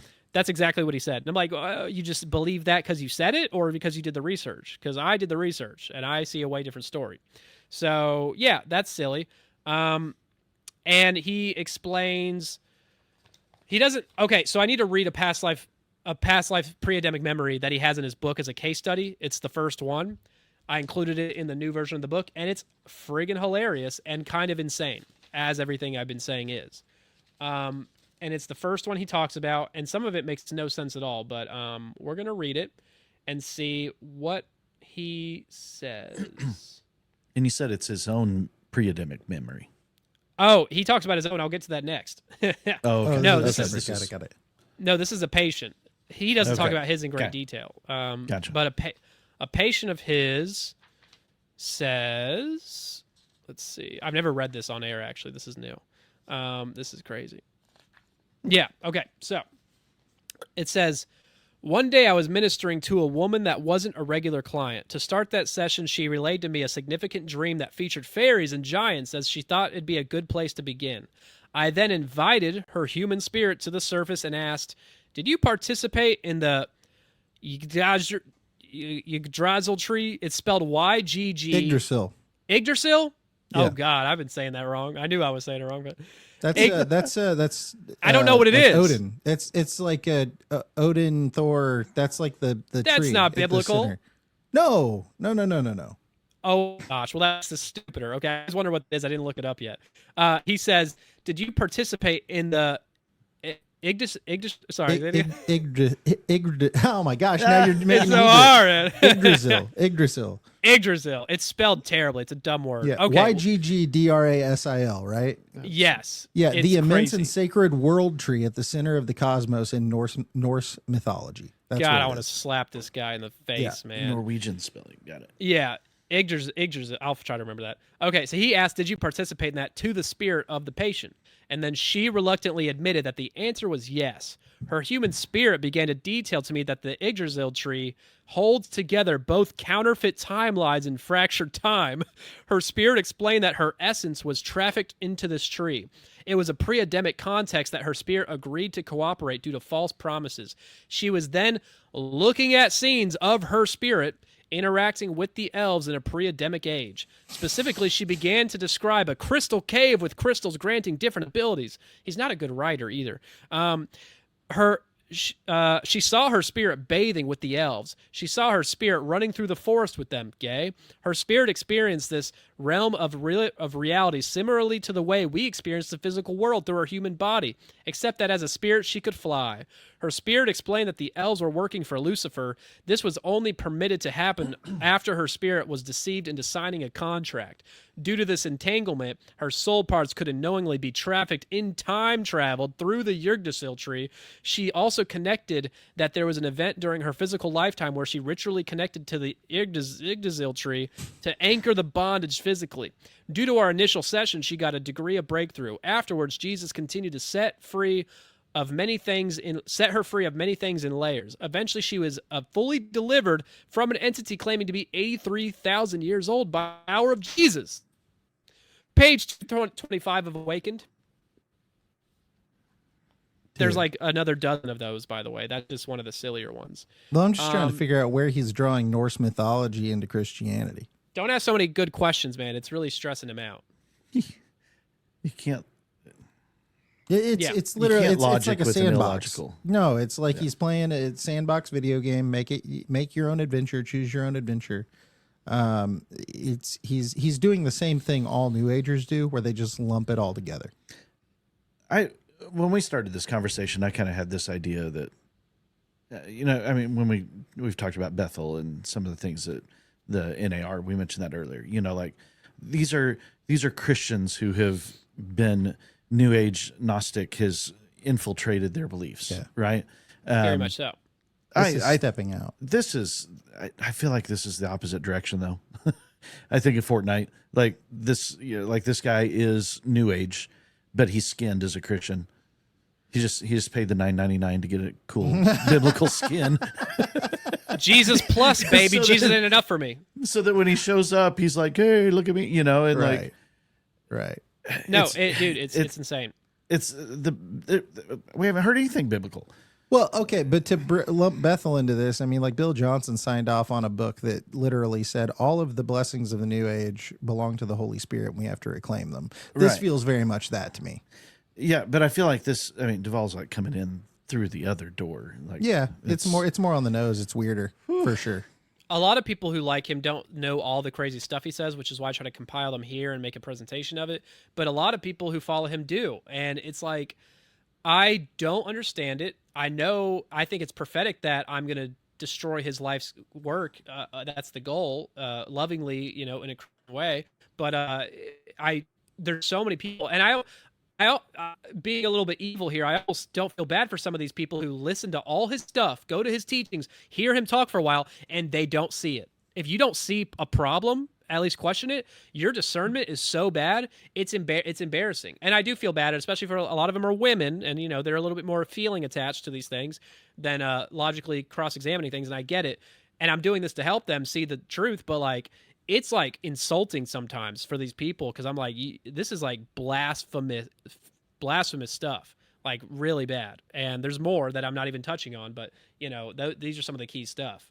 Yeah, but dude, I don't think you have to feel bad about tearing down lies. Like no, that, I don't. Like that, I don't. Yeah. I feel bad about hurting people's feelings a little bit, but not that much because I'm helping them ultimately. Exactly. It's the sting of like, it's ripping a Band-Aid off, or it's like you're trying to do the good thing here, but there's going to be a little pain in the process. That's okay. You're confronting darkness. Yeah. And bringing light, and we should not be have to apologize for that. Yeah. Yeah. No, dude, I mean, most people are very receptive and open to what I'm saying and agree with me, but I get like, especially once I started emailing him more, I started getting his people like reach out to me and comment on my stuff or like DM me and say really nasty stuff and say I'm lying and all this. I'm like, okay, well, tell me where I'm lying, because this is all verbatim quotes and analysis. You can disagree with my analysis, but you can't find a single lie. And no one responds. I say, tell me how SRT and Dan DuVal's work can coexist possibly. Watch the interview and tell me what you think. No one responds. No one's ever came back with any excuse. They just say it's different. In their Q&A section on the website, they say, no, it's not the same thing. But they don't explain, well, how can they coexist? Because they can't, except under a deception model. So it's layered. Yeah, man. But people are offended for sure, and I'm fine with it. I expect, but I'm doing what's right, just in a silly, potentially sassy manner at times. But I gotta do what I gotta do. Sassy. I think it's add some vibrability to it, if anything, which is kind of needed here. But yeah, man, I got a couple more things I'll touch on. You can cut me off whenever because we covered it enough. But I like to hammer this thing home. You know what I'm saying? Yeah, I feel you. But yeah, man, another thing I never talk about because I didn't understand it till recently, and I still don't. There's a 8-part, 12-hour series about understanding the Arche. This is Secret Teachings of Jesus stuff. This is stuff. An Arche is used in the Bible as it means multiple things. It can mean like governmental point of origin, beginning. It can also be referring to a principality. Okay, so just keep that in mind. Like a demonic fallen angel principality. And he calls it the Arche, Arche, and it's super hard to explain like what it is, but the quick answer I'll try to summarize here. Let's see, I have it in my book now, but it's hard to explain, but he seems to define it as a personal spiritual realm or domain tied directly to a person's human spirit. So it functions as like a creative template or government or point of origin for each individual in the spirit world, like using it as a vessel. Like he says, I charge my Arche and use the living letters of the scripture, like something like that, to charge his Arche metaphysically, and then use that as a way to contact these entities. Like as a intermediary point. It's like his avatar within that realm. Yeah, I guess you could call it that, but it's like a realm. It's not like a entity, but it's used by the entity spirit. It doesn't make any sense. So he said, Fortnite. Now one of his quotes about it, he says is, the Arche is like a super weapon in the spirit world. I first discovered my Arche in 2015, not long after meeting my human spirit for the first time. That's weird. I couldn't at that time understand how a human spirit can have a realm. God responded, Daniel, that is your Arche.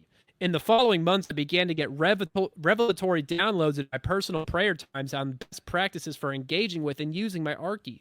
I found that many of the processes required in securing my client's freedom and breakthrough in Christ Jesus were suddenly getting fast-tracked by this incredible spiritual resource. Once I tasted the fruit of this heavenly resource, I never went back. Since that time, tens of thousands of people have been introduced to their Arche. That's what he says. This is one of his prayers he uses to charge the Arche in the How to Challenge Evil Counsels with Daniel DuVal video. He says, we come to assemble as your council to determine a war strategy against the enemy, to hold magistrates to accountability in the name of Jesus over the ministry field. I expand my archy and call it charged with the names of God, Jehovah Jireh. He does this. He closes his eyes. He goes, Jehovah Jireh, Jehovah Rapha, Jehovah Shammah, Jehovah Nisi, Jehovah Sinkanadu, Jehovah Mekadesh, Jehovah Ra'ah, Jehovah Shalom, Jehovah Gibor, Jehovah Sabbath. Dude, he literally says that. I'm pronouncing it slightly off, hardly, but he says that, closes his eyes, and he's praying this. This is him charging his archy, biblically speaking. Do you hear what I'm saying? Do you know what I'm saying? Yeah. Right here? I'm trying to remember the reference in the Bible where it talks and it explains that, but Talks I'm about kind of at a principalities. loss. I'm not able to remember that one. No. Well, the grief. last time I checked, we're not called to go operate in the spiritual realm in that manner. No, your soul, God- your spirit can. Your spirit totally can, dude. Don't be weird. I see what you did there. Yeah, dude, this is a lot. This is like it's a lot because it's word salad, like is what it kind of is in a lot of ways. It's like he's made his own definitions. He's created his own little version of what the Bible means, and then he can kind of just say whatever he wants within that, and it all sort of lands because he's determined what all these things mean himself. You know what I'm saying? Like, Well, Jesus told him himself. Why would Jesus lie to him? that's what I'm saying. Yeah. Right. You got to think about these question, things. Question, kind of, it might be a squirrel a little bit, but these are all, he's not channeling, but he's channeling through his patients and his clients, right? How many of them have come forward to tell their story, to explain like what their experience was through that? A lot of this stuff you got to sign contracts, as far as I've been made aware. I don't think every patient he has signs a contract. I could be wrong, but I know for a fact. What do you mean by they sign a contract? Anybody he works with has to sign a contract to work with him, from what I've been told.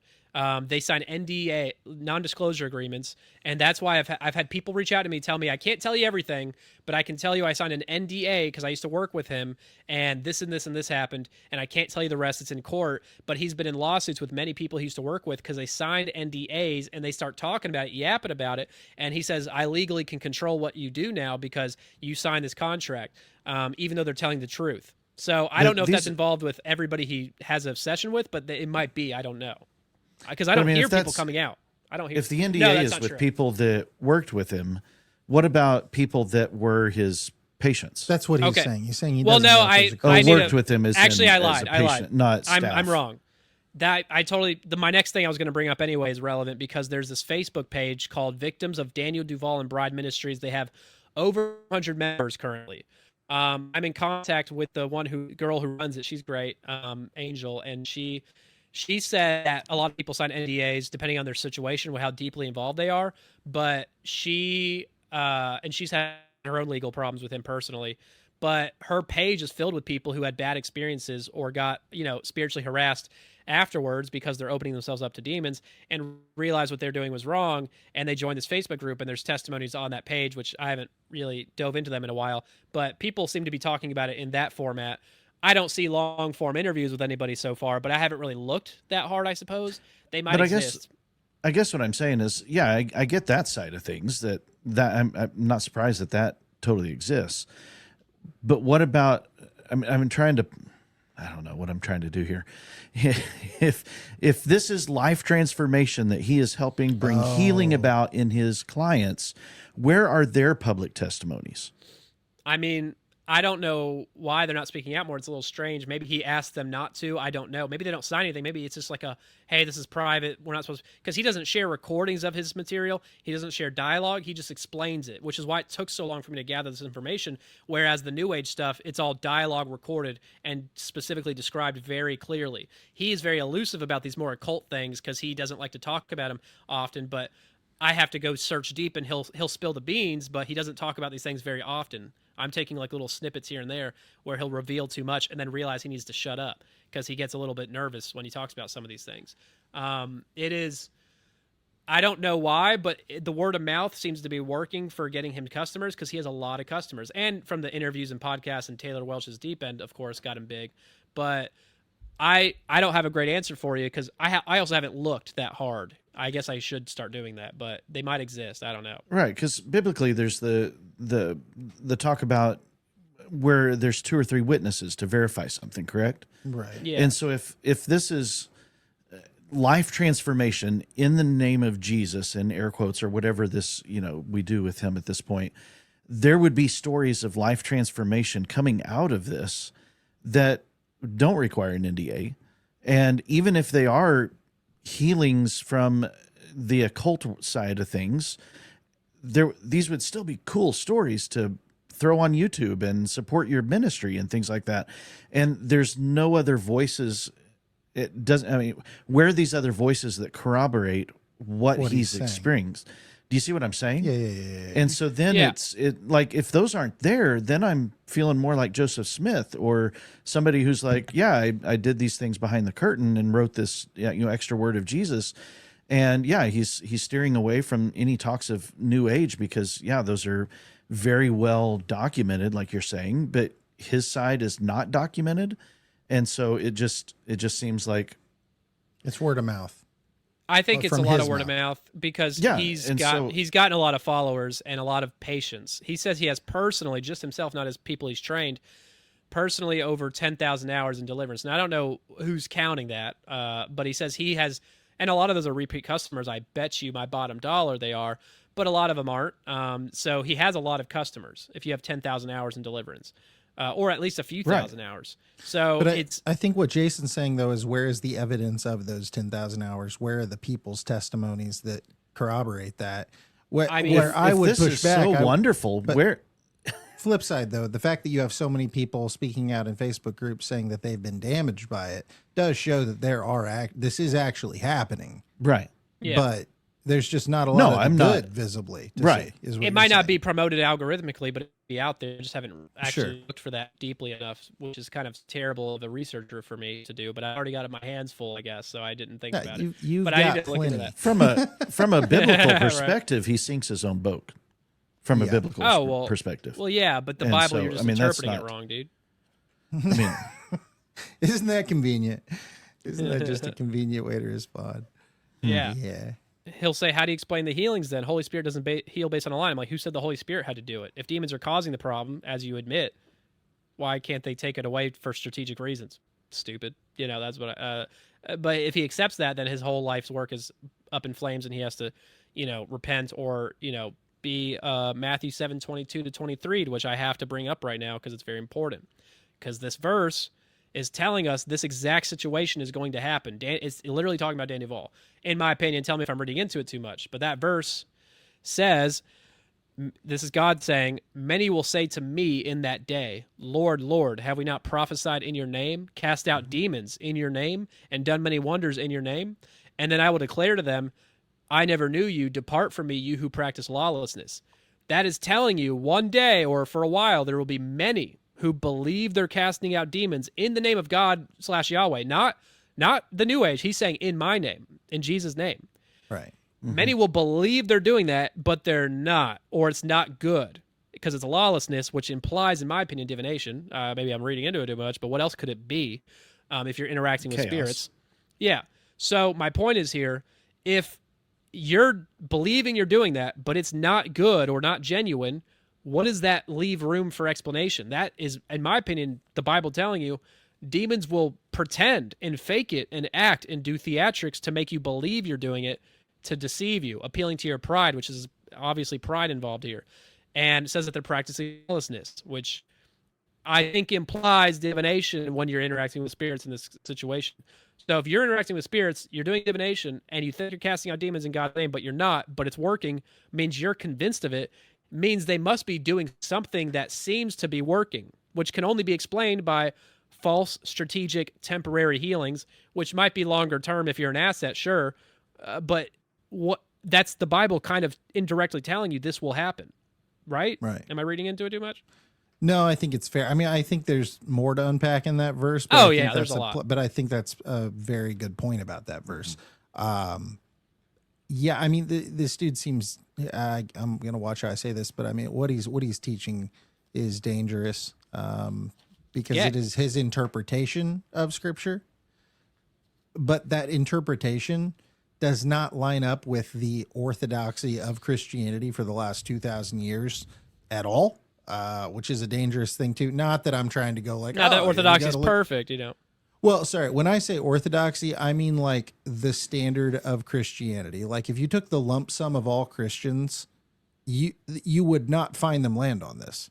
Yeah, no Is doubt. what I'm saying. Like orthodoxy just means the standard. The like. Yeah. I'm not talking about Eastern Orthodoxy. That's Fair a enough. thing. Yeah. I'm using the term just like I would use Catholic to mean universal, not the Catholic Church.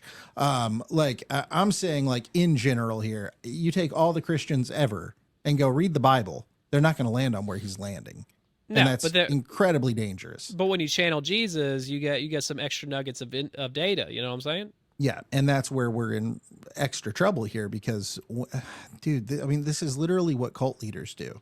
I've got a straight line to Jesus, and he's giving me secret knowledge. This is the same thing with Gnosticism, with Kabbalah. We've got some special knowledge that only I got because I'm in a better relationship with the man upstairs, and now I'm going to go convey this new revelation of Christ to you. It's dangerous. It's bro. a tree that has more knowledge, and you should eat of its fruit. Yeah. It's the same Yeah, man. stinking lie. Right. Same thing. Yeah, nothing's changed. Seth, where do we land this plane, brother? I mean, we did pretty much everything we could there. I hope he's any of your audience who might have been a fan of his. I hope they're finishing this video and realizing how silly they might have been. All love here, but people need to see what's going on and what he's really teaching and really see it in big picture. And when you compare it to these new age practices, man, I don't see how they can coexist under any other model than a deception strategic mission by demons in a unified way. So that's what I think. And I guess I want to plug it's kind of the same thing we just did here, but this documentary I did with Brian of Demon Erasers, documentary podcast is coming out probably any day now. By the time this is out, it should be out, called Exorcist, great name.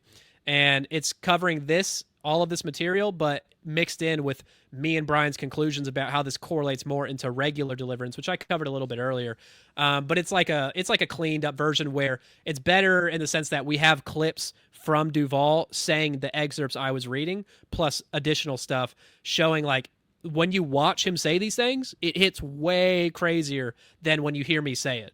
Right. So we're going to share that with a lot of deliverance ministers that we know and a lot of people and hopefully get the word out because we're trying to get this as showing how this affects regular quote unquote deliverance as well. Not just the kooky new age stuff and Dan DuVal's new age stuff. And check the link of this video. Seth, if you could, if it's out within a day or two, I'll send it when it's out. Yeah. I'll add it into the description on this. Yeah. But that we want around because it covers all the details of healing and the way the healings are real and fake and all these things like very detailed. And he does a great job filling in the gaps where I do not.